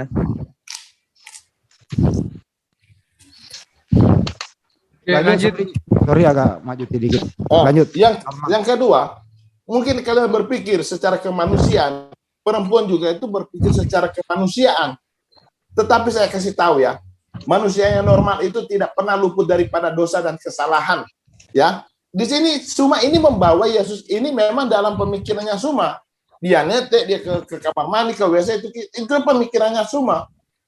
Secaranya biologisnya manusia yang normal. Tetapi saya juga memberi Anda pemikiran bagaimana seorang yang normal itu tidak luput daripada dosa dan kesalahan. Dan Yesus tidak pernah ditemukan kesalahannya. Kesalahan itu apa sih? Dosa. Dan Yesus tidak ditemukan kesalahannya. Emang ada sesuatu yang spesial dalam diri Yesus sebagai keilahiannya itu. Itu yang membedakan Yesus dengan manusia pada umumnya. Seperti Suma, Nabi Musa, nabi-nabi yang lain, yang mungkin ada diceritakan dia ke kamar mandi, tetapi Yesus tidak. Karena Yesus ini punya kespesifikan yang sangat luar biasa juga. Tidak pada umumnya manusia yang normal. Manusia yang normal itu tidak luput daripada dosa dan kesalahan. Seperti itu ya. Lanjut aja semua. Oke. Jadi kalau sahabat saya mengatakan Yesus itu tidak punya dosa, berarti Anda ini tidak belajar tentang kitab Anda. Yesus itu banyak daftar dosanya di dalam kitab Anda yang dituliskan loh itu. Oke, silakan buktikan. Tapi nantilah kita bahas itu. Oh, nanti. Oh, kirain sekarang. Gak apa-apa. Salah satunya Kita membuat lanjutkan membuat air menjadi anggur terus meminumkan orang anggur itu kan dosa, bro. Ya toh? Di dalam Kemudian Alkitab itu semua ada dua macam anggur. Ada dua macam anggur. Ada anggur yang mengandung alkohol. penjelasannya lain, nanti saya jelaskan. Sabar. Jadi anggur itu ada dua. ya, Kalau di Israel sampai detik ini masih ada juga anggur yang baru fragmentasi anggur. Nah, anggur itu tidak mengandung alkohol. Jadi nggak berdosa dong minum karena dia baru fragmentasi. Jadi kalau kamu datang ke kota saya itu ada namanya minuman itu saguer. Saya suka minum saguer. Tetapi saguer itu kalau sudah lewat 2-3 hari itu saya nggak bisa minum lagi karena sudah mengandung alkohol. Tetapi kalau dia baru difermentasi dari pohonnya itu boleh diminum karena belum mengandung alkohol. Begitu juga anggur yang dibuat oleh Yesus. Jadi jangan kamu salah kaprah dalam hal itu. Lanjut semua. oke, baik. Mungkin saya keliru ya. Saya minta maaf kalau ternyata saya salah. Tapi kalau kita melihat bagaimana kemudian perintah Yesus kepada teman-temannya di dalam Lukas 24 pasal 44 ya, diterangkan bahwa ada tertulis tapi tidak tertulis. Yang semalam itu loh yang menjadi PR Anda. Ternyata tidak tertulis. Itu berarti kan bohong, Bang. Yang mana? Yang saya bilang PR Anda semalam itu di dalam Lukas 24 pasal 44 ada tertulis tentang aku di dalam Mazmur dan Torah, ternyata tidak ada tertulis. Itu bohong atau tidak? Coba kamu lihat ayatnya. Cari ayatnya tulisan di situ tadi. Lukas 24 pasal 44 pasal 44 46 45. Dan itu tidak ditemukan. Lukas berapa? Lukas 24 ya? Ayat? Iya. Ayat 44 sampai 46.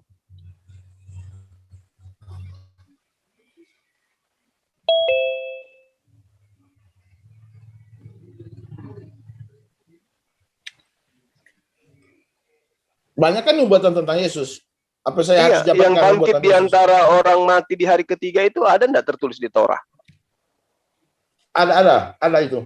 Tapi saya lupa ayatnya. Ada. Saya sudah hampir ganteng ini cari ayatnya belum temu. Sama sampai cantengan saya nggak ketemu itu. Bro, tadi coba lanjutkan Yohanes 1 ayat 1 sampai 3 itu, Bro. Bang Juma. Ya, Yohanes 1. Yohanes 1 ayat 1 sampai 3. Iya. Kan belum selesai tadi, terus dipotong dengan gambar yang ditampilkan tadi, gambar Yesus. Bentar Mas Pujangga kok lari ke sana, ini biarkan dulu berdua, nggak melebar nanti. Ya, ini terkait dengan jangan ada ilah lain kan?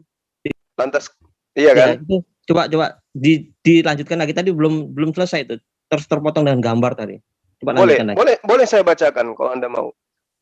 Bukan, maksudnya dengan penjelasan dan sebagainya. Yohanes 1 ayat 1 3. Difokuskan dulu ini dosa Yesus ini loh sama Mas Billy dulu, ini dulu lah. Enggak ada dosa Yesus. Loh, kalau orang berbohong itu dosa, loh kawan. Berdosa Ya, itu dosa. Mana?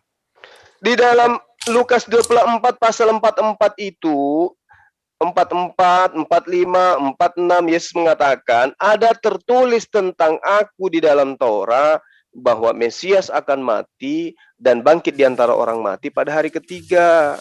Kalau tidak ada tertulis di dalam Taurat berarti Yesus bohong. Kalau Yesus bohong berarti dia tidak suci lagi. Gitu. Kira-kira begitu Mas Billy. Terus makanya semalam ku bilang itu PR.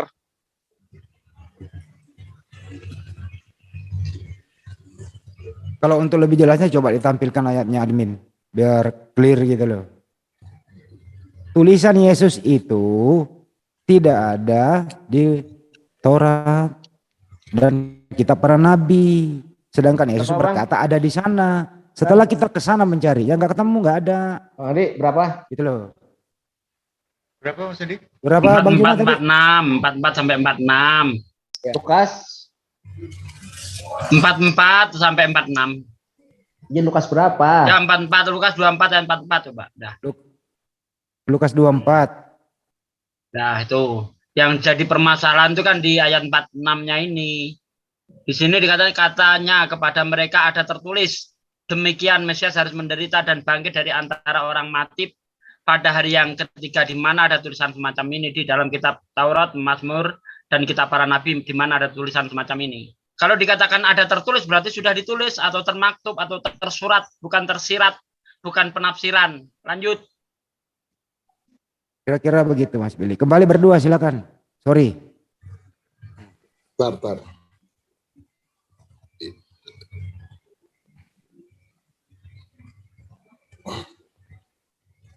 Jadi teman-teman yang ada di live chat bisa membaca ya dengan jeli yang ada di layar ya. Baik yang ada di Zulkifli Emma Bas, Zulfikar Official, Selamat Kalau Sehat, Denova Channel, Anis Lebes Channel, Anis Lebes Official, Jurnalis Muslim, Pejuang Tauhid dan lain-lain. Itu pelajari yang ada di layar masing-masing. Nanti kita bahas aja lain waktu itu. Ini udah sering didiskusikan bro, mulai dari AWF sampai detik ini itu selalu jadi PR buat teman-teman yang mengatakan Yesus nggak berdosa. Selalu jadi PR. Sampai sekarang PR-nya belum dikerjakan, gitu loh Mas.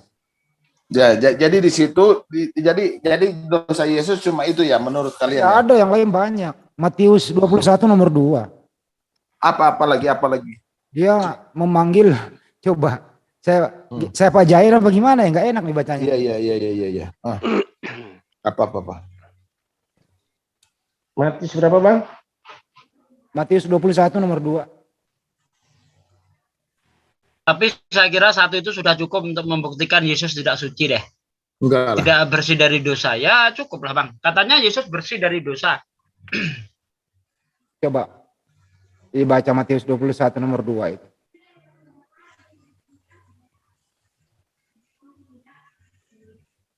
Bisa dibacain?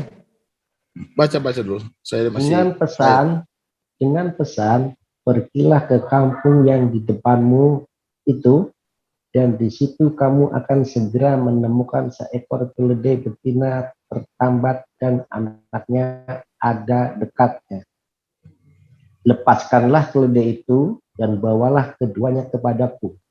Dan jikalau ada orang menegur kamu, Sampai sekarang kan kalau dia belum dibalikin juga. katakanlah Tuhan memerlukannya, ia akan segera mengembalikannya. Segera mengembalikannya ya. Ya, belum ada ayat mengembalikan. Itu 2. Sebenarnya Yohanes dipermasalahkan bukan itu Bang Andi. Oh, bukan. Yang dipermasalahkan itu perintahnya ini. Iya. Kan di ayat 2-nya itu. Oke. Lepaskanlah keledai itu dan bawalah kemari. Ini keledai siapa? Berarti di sini menyuruh mengambil keledai orang tanpa izin. Nah, ini yang jadi masalah di sini. Oke. Tetapi di sini mengambil keledai itu tanpa izin, tapi di sini tidak ada permasalahan ya, Yesus dengan yang punya keledai ya. Jadi di situ adalah bagian daripada nubuatan Sakaria 9 ayat 9. Baca aja. Buka aja Sakaria 9 ayat 9. Kenapa lari ke sana ya? Ini kan perintah, Bang. Bagaimana mungkin Anda katakan ini tidak masalah ketika ada perintah mengambil keledai orang tanpa izin? Buka dulu. Ini kan bentar. Mengambil tanpa izin itu kan sama saja dengan maling, Bang. Ya, mengambil tanpa izin itu namanya mencuri. Bagaimana Anda mengatakan bahwa itu tanpa masalah? Perintah mengambil tanpa izin. Jadi begini, bangsa Israel boleh saya bicara? Pak Pipo. Tapi kita buka dulu Sakaria 9 ayat 9. Iya, silakan. Sakaria berapa? Dibaca aja, Pak. 9. Bersukarialah dengan sangat, hai putri Sion, bersorak-soraklah, hai putra Yerusalem. Lihatlah rajamu datang kepadamu, dia diadili dan jaya rendah dari hati dan menunggang seekor keledai dan seekor keledai muda, anak keledai betina. Kamu pikir naik keledai betina itu gampang? Itu yang pertama. Yesus membuktikan dia siapa? Seperti yang dinubuatkan. Enggak nyambung. Yang pertama, di situ itu adalah bagian daripada nubuatan juga yang digenapi oleh Yesus. Menurut Anda itu paham. Pak Billy, menurut Anda kalau dia udah dibalikin belum? Nah, sekarang Alkitab ditulis, Alkitab itu adalah kesaksian yang ditulis oleh para penulis. Iya. Yang kedua, mereka menulis menurut apa yang mereka lihat. Nah, sekarang tidak mungkin keledai itu tidak dipulangkan. Kalau tidak dipulangkan maka keluarlah ayat Yesus di sidang. Karena aturan Israel itu soal pencurian itu sangat ketat dari dahulu sampai sekarang. Terus kalian nuduh sebagai pencuri. Waduh. Jadi menurut Anda kalau dia udah dibalikin gitu ya? Jelas lah kalau nggak dibalikin ayatnya pasti Yesus di sidang. Tapi kenapa nggak ada ayatnya dikembalikan? Dalam persidangan Yesus, saya kasih tahu ya. Di dalam persidangan Yesus tidak ditemukan kesalahan Yesus satupun. Dan sekarang kalian balik menuduh. Waduh. Menurut Anda sudah dikembalikan tapi nggak tertulis gitu ya? Makan 5.000 orang bisa, apalagi keledai gimana? Baik. Jangan dicampur. Ke berikutnya Yohanes. Makan 5.000 orang bisa, satu sekejap dikasih. Sabar. Ini udah kita terima jawabannya Pak Billy. Menurut Pak Billy udah dikembalikan tapi tidak tertulis. Ya udah. Kita nggak di sini. 5.000 orang dikasih makan sekejap aja. Itu bukan topiknya. Siapa yang ngomongin makanan? Nggak ada ngomongin makanan. Bro, ini mencuri Anda katakan. Silakan. Ini biar Bang Juma rehat dulu 5 menit. Selanjutnya, diam dulu. Selanjutnya Yohanes 2 nomor 4. Silakan ditampilkan. Kita di sini nggak usah bantah-bantahan. Udah, kalau Bang Billy udah jawab begitu ya udah. Biar netizen yang menilai itu loh. Pak Iman, Yohanes 2 nomor 4. Kata-kata mencuri itu janganlah. Tunggu, biarlah kembalikan Juma dengan lagi. Ya ini dulu dosa ini dulu baru ambil Bang Juma biar Bang Juma istirahat. Itu kita gimana coba dibaca itu Yohanes 2 nomor 4. Baca aja ya. Nah, ketika mereka kekurangan anggur, Ibu Yesus berkata kepadanya. Artinya Ibu Yesus berkata kepadanya, artinya berkata kepada anaknya. Mereka kehabisan anggur. Jawab Yesus kepada ibunya. Mau apakah engkau daripadaku perempuan? Saatku belum tiba. Jadi Yesus sebentar dulu ya sabar. Ini Pak Ya, Pipo silakan, ini silakan. kok kayak bensin gitu. Silakan. Nanti kau kick lagi aku juga. Silakan. Nanti kau tendang lagi udah. Silakan ngomong aja kau. Silakan. Gimana mau diskusi kalau Pak Pipo gini terus? Udah. Silakan lah. Nanti kau kick, keluarkan itu aja deh. Silakan Pak siapa ini Udah, Pak udah. Billy. Pak Billy, tolong ditanggapi. Kok Yesus memanggil ibunya perempuan gitu? Nah sekarang kalaupun dikatakan perempuan begitu, artinya begini ya. So ini Anda pasti berhadapan dengan etika dan moral. Bagaimana seorang anak memanggil perempuan. Nah kalau sekarang kalau menurut tatanan kita itu moralnya itu tidak baik. Tapi bagaimana dengan etika pada saat itu? Yesus juga tidak melanggarkan etika. Yesus itu melakukan apa yang menurut itu yang terbaik. Jadi Anda jangan memandang bahwa itu adalah dosa ketika dia memanggil perempuan. Nah, kalaupun kita melihat daripada penulisan itu mempunyai makna juga. Karena dalam terjemahan dikatakan perempuan, Anda seakan-akan ini sudah melanggar etika seorang anak memanggil perempuan. Tapi cobalah kita merujuk ke teks aslinya, di situ biar bisa paham. Itu banyak juga untuk dijelaskan. Oh, jadi menurut Anda terjemahannya agak sedikit ada yang keliru gitu ya? Iya. Oke, baik. Udah Pak Pipo, nggak campur, udah kelar. Bukan sedikit. Kenapa harus ibunda itu datang kepada Yesus bertanya itu? Siapa Yesus dalam diri ibu itu? Ini belum memperlebar ini. Dia. Bukan memperlebar, kok dia tanya itu Yesus. Berarti ada sesuatu di dalam ibu itu kan, maka dia tanya dia. Apa? Ada kesanggupan, dia luar biasa. Apa itu? Ya Anda baca tadi. Ya udah diam kalau nggak bisa jelaskan. Lanjut. Ya, Maria kan datang kepada Yesus. Kok sama Yesus dia datang? Berarti sanggup memberikan sesuatu, maka dia ditanya. Pantaskah anak memanggil ibunya perempuan? Kenapa dia itu datang kepada Yesus? Coba dulu pikirkan. Pantaskah Yesus Kenapa dia datang bertanya kepada Yesus? Berarti di dalam Yesus ada sesuatu di dalam iman Maria. Maka dia ditanya. Kalau sebagai anak, kenapa dia harus ditanya? Ini ayatnya ada sesuatu di dalam dirinya yang tidak pernah sanggup dipikirkan orang. Maka kayak gitu dia bertanya. Lalu Yesus mengatakan, belum saatnya. Lalu cerita itu harus Pak Pipo. Coba Pak Pipo baca dulu ini supaya habis baca ini nggak nerangkan harga-harga di pasar. Coba baca dulu. Kan coba. Anda ke pasar. Jangan Anda katakan sebelum kau minta kemana-mana saya sudah baca itu. Ya apa artinya itu memanggil ibunya perempuan? Maka ada proses cerita itu. Kenapa ibu itu datang? Maria datang kepada Yesus. Tetapi ada sesuatu di dalam Maria. Maka dia mengadu kepada Yesus. Berarti kesanggupan Yesus, keyakinan dia ada kesanggupan Yesus membuat sesuatu yang terhormat. Coba dibaca dulu tuh Yohanes 2 nomor 4. Coba dibaca. Yesus katakan belum saatnya. Mana belum saatnya di sini? Udah kau baca. Iya coba. Baca dulu dah. Mana? Mau apakah engkau daripadaku perempuan? Lukas berapa dia? Berarti kamu nggak tahu terus nyerobot tadi. Lukas berapa dia? Kok Lukas? Mana Matius berapa? Kok Matius? Ya apa? Yohanes. Markus. Yohanes 2 nomor 4. Makanya tadi nggak ngerti terus langsung nyamber gitu loh. Bukan, dengar. Biar ku ambil Alkitab saya dulu. Yohanes berapa? Baru ngambil, terus mau jawab. Udahlah. Enggak apa-apa. Balik ke Babil dia nggak melebar Pak ini sore. Yohanes berapa? Biar clear. Kok nggak tahu sih? Ya cari aja sendiri, saya nggak mau kasih tahu. Oke, silakan. Ya udah, cari sendiri ya. Bisa masuk saya. Ini tentang hukum tadi. Hukum apa lagi? Udah selesai, Pak. Belum Anda selesai. standby dulu ya, kita kembali ke Pak Billy sama Bang Juma. Susah Pak Pipo ini selalu mau melebar kemana-mana begitu ya. Bukan kau yang melebar kemana-mana. Jangan saya katakan saya melebar loh. Ayat itu yang saya bawakan. Ya, sorry ya Pak Pipo ya. Mana Pak Suma? Ya silakan Pak Billy sama Bang Juma lagi kembali ke topik. Silakan. Pak Suma, jadi pertanyaan Anda begini Pak Suma ya. Tentang nubuatan Yesus bangkit pada hari ketiga. Tertulis di Mazmur ada? Enggak.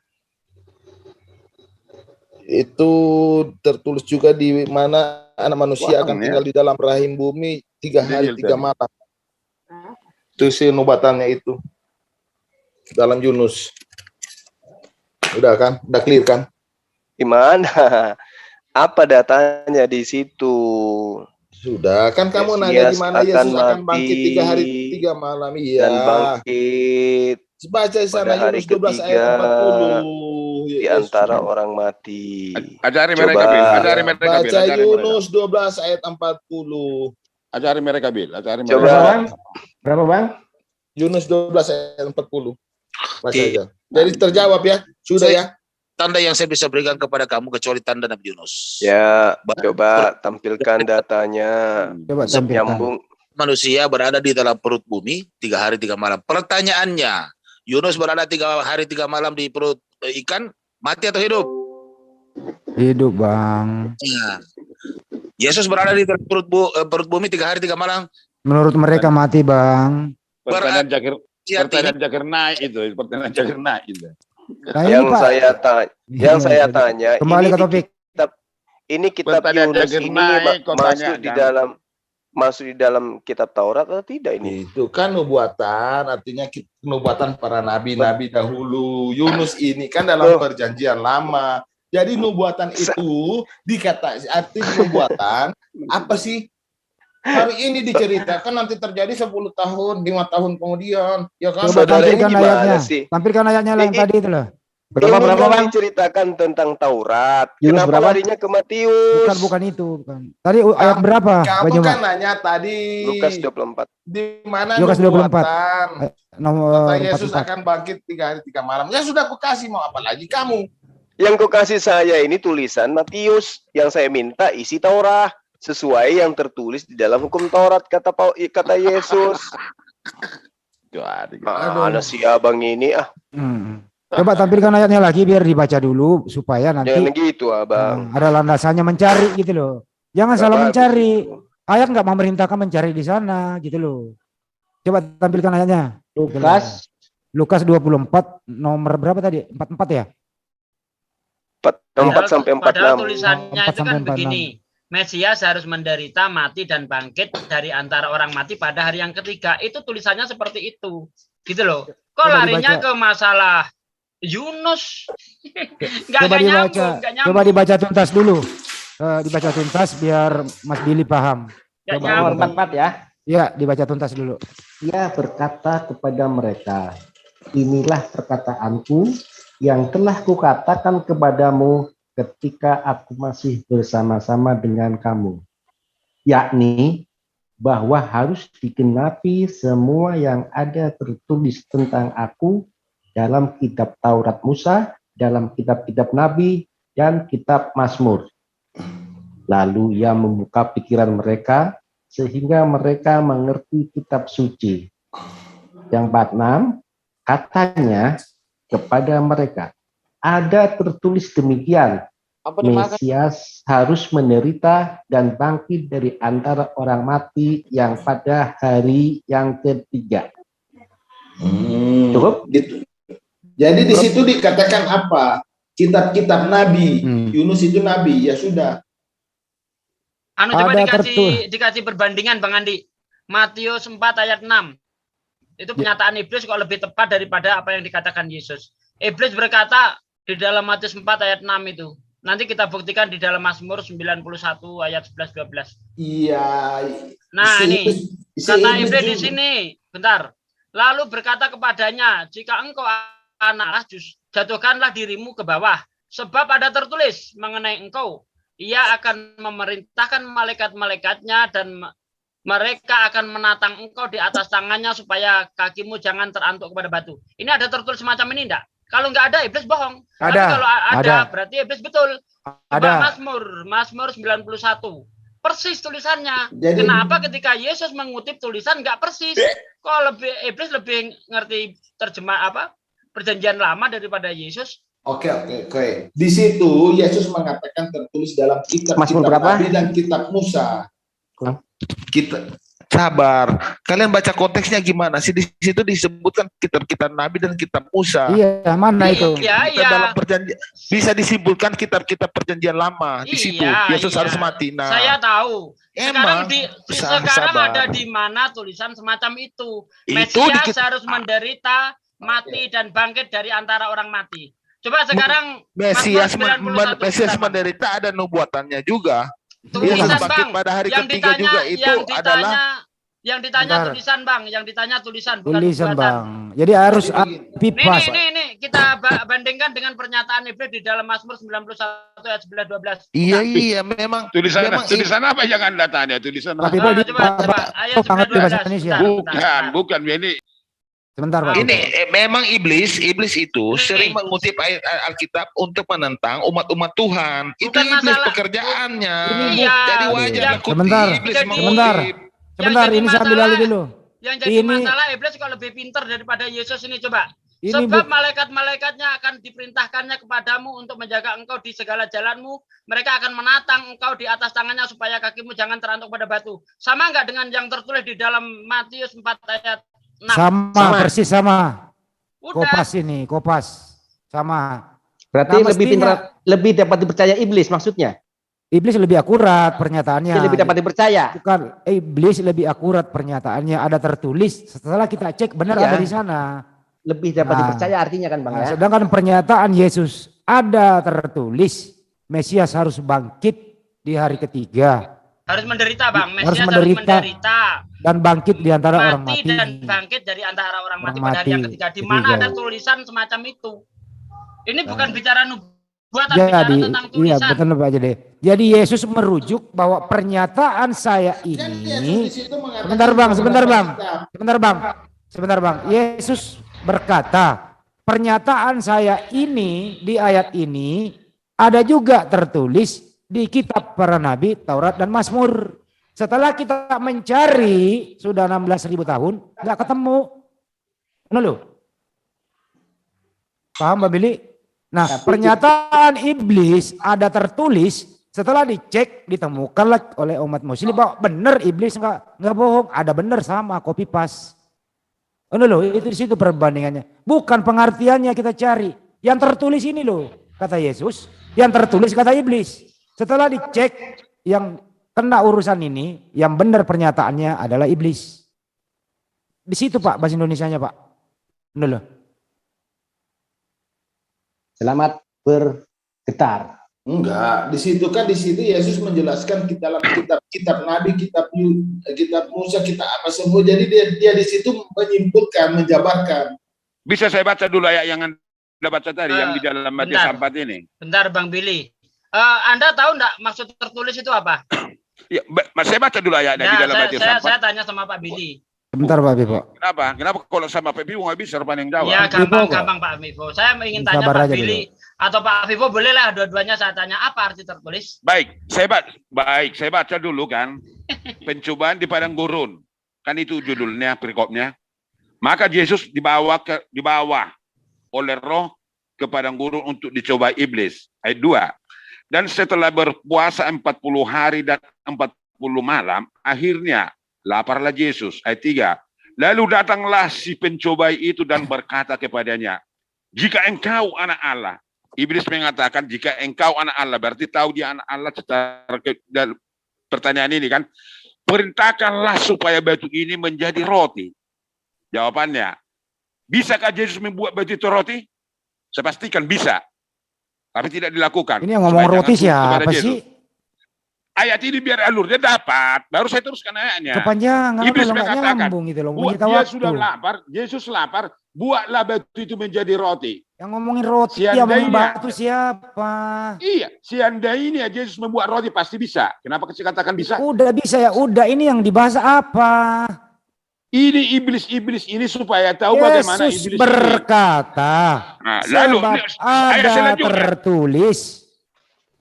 Yesus berkata, sebab ada tertulis bahwa Mesias harus bangkit, menderita dan bangkit di antara orang mati pada hari ketiga. Bang Andi, ya. Sepertinya Pak Vivo ini tidak paham bahwa kita sedang membandingkan tulisan. Kita nggak minta penjabaran, tulisan. Jadi gini. Yesus berkata, contoh nih. Yesus berkata, ada tulisan dilarang belok kiri di jalan ini. Setelah kita cek, benar ada di sana. Begitu Pak Pipo, masa bahasa Indonesia nggak ngerti-ngerti sih? Begini Bang Andi, ini saya kasih contoh nih. Di halaman Zoom ini ada tertulis Sugi Kristologi, itulah tulisan. Nah kalau saya bilang saya katakan di sini ada tertulis Sugi Kristologi, tapi ternyata tidak ada tertulis, berarti saya bohong. Benar. Begitu maksudnya. Di mana ada tertulis Mesias harus menderita, mati dan bangkit pada hari yang ketiga? Di kitab Taurat, Mazmur dan kitab para nabi. Di mana ada tertulis? Tidak ada. Setelah kita cek nggak ada tertulis demikian. Tetapi iblis yang berkata Iblis yang berkata justru ada. Ada, sama copy paste. Malaikat akan datang menolong kau dan menarut menantang kau di atas tangannya supaya kakimu jangan terantuk kepada batu. Pas tulisannya. Jedor, selamat datang di kebenaran. Ya itu dia. Jadi udahlah, kalau misalnya minta ada tertulis, jangan terangkan yang ada di dalam, yang tertulis yang kita minta itu loh. Kecuali minta apa yang tertulis, tolong jelaskan apa yang tertulis. Nah, baru Anda jawab, jabarkan itu. Jadi Bang Andi, jadi minta teman-teman di sini yang tertulis, tapi susah lah itu, nggak bisa itu, udah pre-memori lah, kasihan. Bukan gitu Bang Andi, karena ada yang statement seperti itu dari iblis, malah yang ada. Kecuali yang itu nggak ada, mungkin bisa diasumsikan yang lain-lain. Tetapi perbandingannya ketika iblis ada tertulis, itu malah ada gitu loh, kan gitu Bang. Artinya tadi kan udah diulang, pernyataan iblis itu benar, pernyataan Yesus tidak diketemukan. Iblis kok benar, gimana kau ini? Oh, berarti nggak perhatiin dari tadi ini kuliah ini tadi 5 menit. Di mana iblis benarnya? Oke, diulang lagi. Iblis pembohong. Iblis pembohong, penista. Kata iblis di dalam. Bukan ada kebenaran di dalam iblis. Aduh, kata iblis tidak ada kebenaran. di dalam Matius. Jangan ada katakan benar iblis. Ada tertulis, malaikat akan menatang engkau di atas tangannya supaya kakimu jangan terantuk kepada batu. Dan itu betul ada tertulis di dalam Mazmur 91 ayat 11-12. Nah, sekarang pernyataan Yesus di mana? Coba ini nih, biar Pak Pipo ketabok nih. Ini nih, pernyataan iblis dulu nih, baru kita cek. Benar nggak pernyataan iblis? Matius 4 ayat 6. Coba Matius 4 nomor 6 nih. Biar Pak Pipo tahu nih. Sepertinya menjelaskan tapi nggak tahu topik gitu. Iya. Nah ini, coba dibacain Pak Iman. Tetapi Yesus menjawab, ayat 6, ayat 6. Nomor 6. Dari atas dulu ya, dari depan ya. Ya, nomor 6 aja langsung. Jangan Bang, supaya jauh Bang. Enggak apa-apa, ayat 6 aja. Kita yang dibimbangkan pertulisan. Jangan dikiki lah. Diam dulu Pak Pipo supaya Anda ngerti. Udah saya keluar, kalau kiki gitu nggak ada enaknya tuh.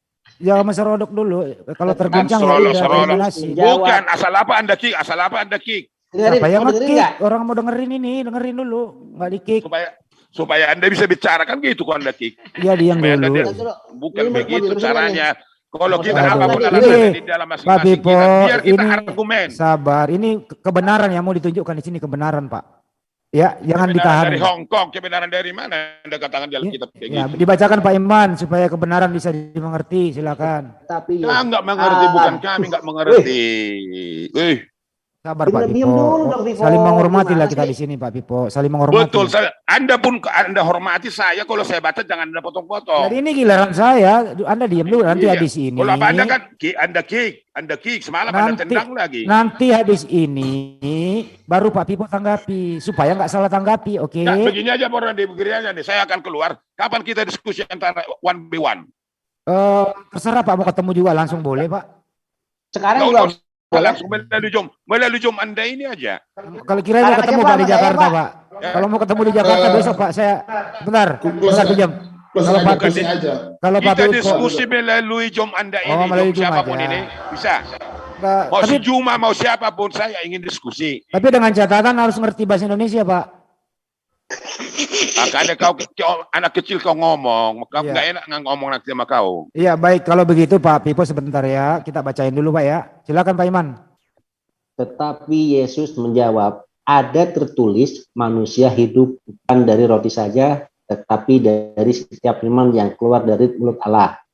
Kemudian iblis membawanya ke kota suci dan menempatkan dia di gunungan Bait Allah, lalu berkata kepadanya, jika engkau anak Allah, jatuhkanlah dirimu ke bawah. Sebab ada tertulis mengenai engkau, ia akan memerintahkan malaikat-malaikatnya dan mereka akan menantang engkau di atas tangannya supaya kamu jangan terantuk kepada batu. Baik. Di mana tertulis itu Pak De? Sudah Mazmur 91 sudah jelas. Mazmur 91 ayat 11-12. Ini pernyataan iblis ya. Mazmur 91 ayat 11-12. 91 nomor 11-12. Oke. Nah, coba. Sebab malaikat-malaikatnya akan dipindah kepadamu untuk menjaga engkau di segala jalanmu. Mereka akan mengapa ini? Kok hilang suaranya? Menantang engkau. Diulang. Mereka akan menantang engkau di atas tangannya supaya kakimu jangan terantuk kepada batu. Tulisan yang tadi itu dibaca itu sebelumnya sama nggak mainnya, Pak De? Sama, terantuk batu. Ya, sama ya. Di mana samanya? Di mana samanya? Berarti Anda nggak perhatiin dari tadi. Waduh, mati gua bener-bener dah. Astagfirullahaladzim. Anda itu bohong, Anda pembohong kalau kayak gitu caranya. Lo kok bohong? Gimana samanya? Samanya ini di ayat 12 Kemana? itu. Dengarkan. Mereka akan menatang engkau di atas betul. tangannya. Di mana Yesus di dalam Matius 4 tadi? Di dalam Matius 4 tadi dibawa kemana dia Yesus? Di mana bawa kemana Yesus? Pak Vivo, dibawa kemana Yesus di dalam 4 itu? Dengarkan. Yang dimaksud di sini tulisan, Pak. Jangan maksud. Kata iblis ada tertulis kemana dibawa Yesus? Di atas bubung bait Allah. Dengarkan. Di mana samanya? Secara letternya di mana samanya? Samanya itu malaikat akan menantang engkau di atas tangannya. Berapa kalimat yang sama? Kau persis katakan harus sama semuanya. Di mana samanya?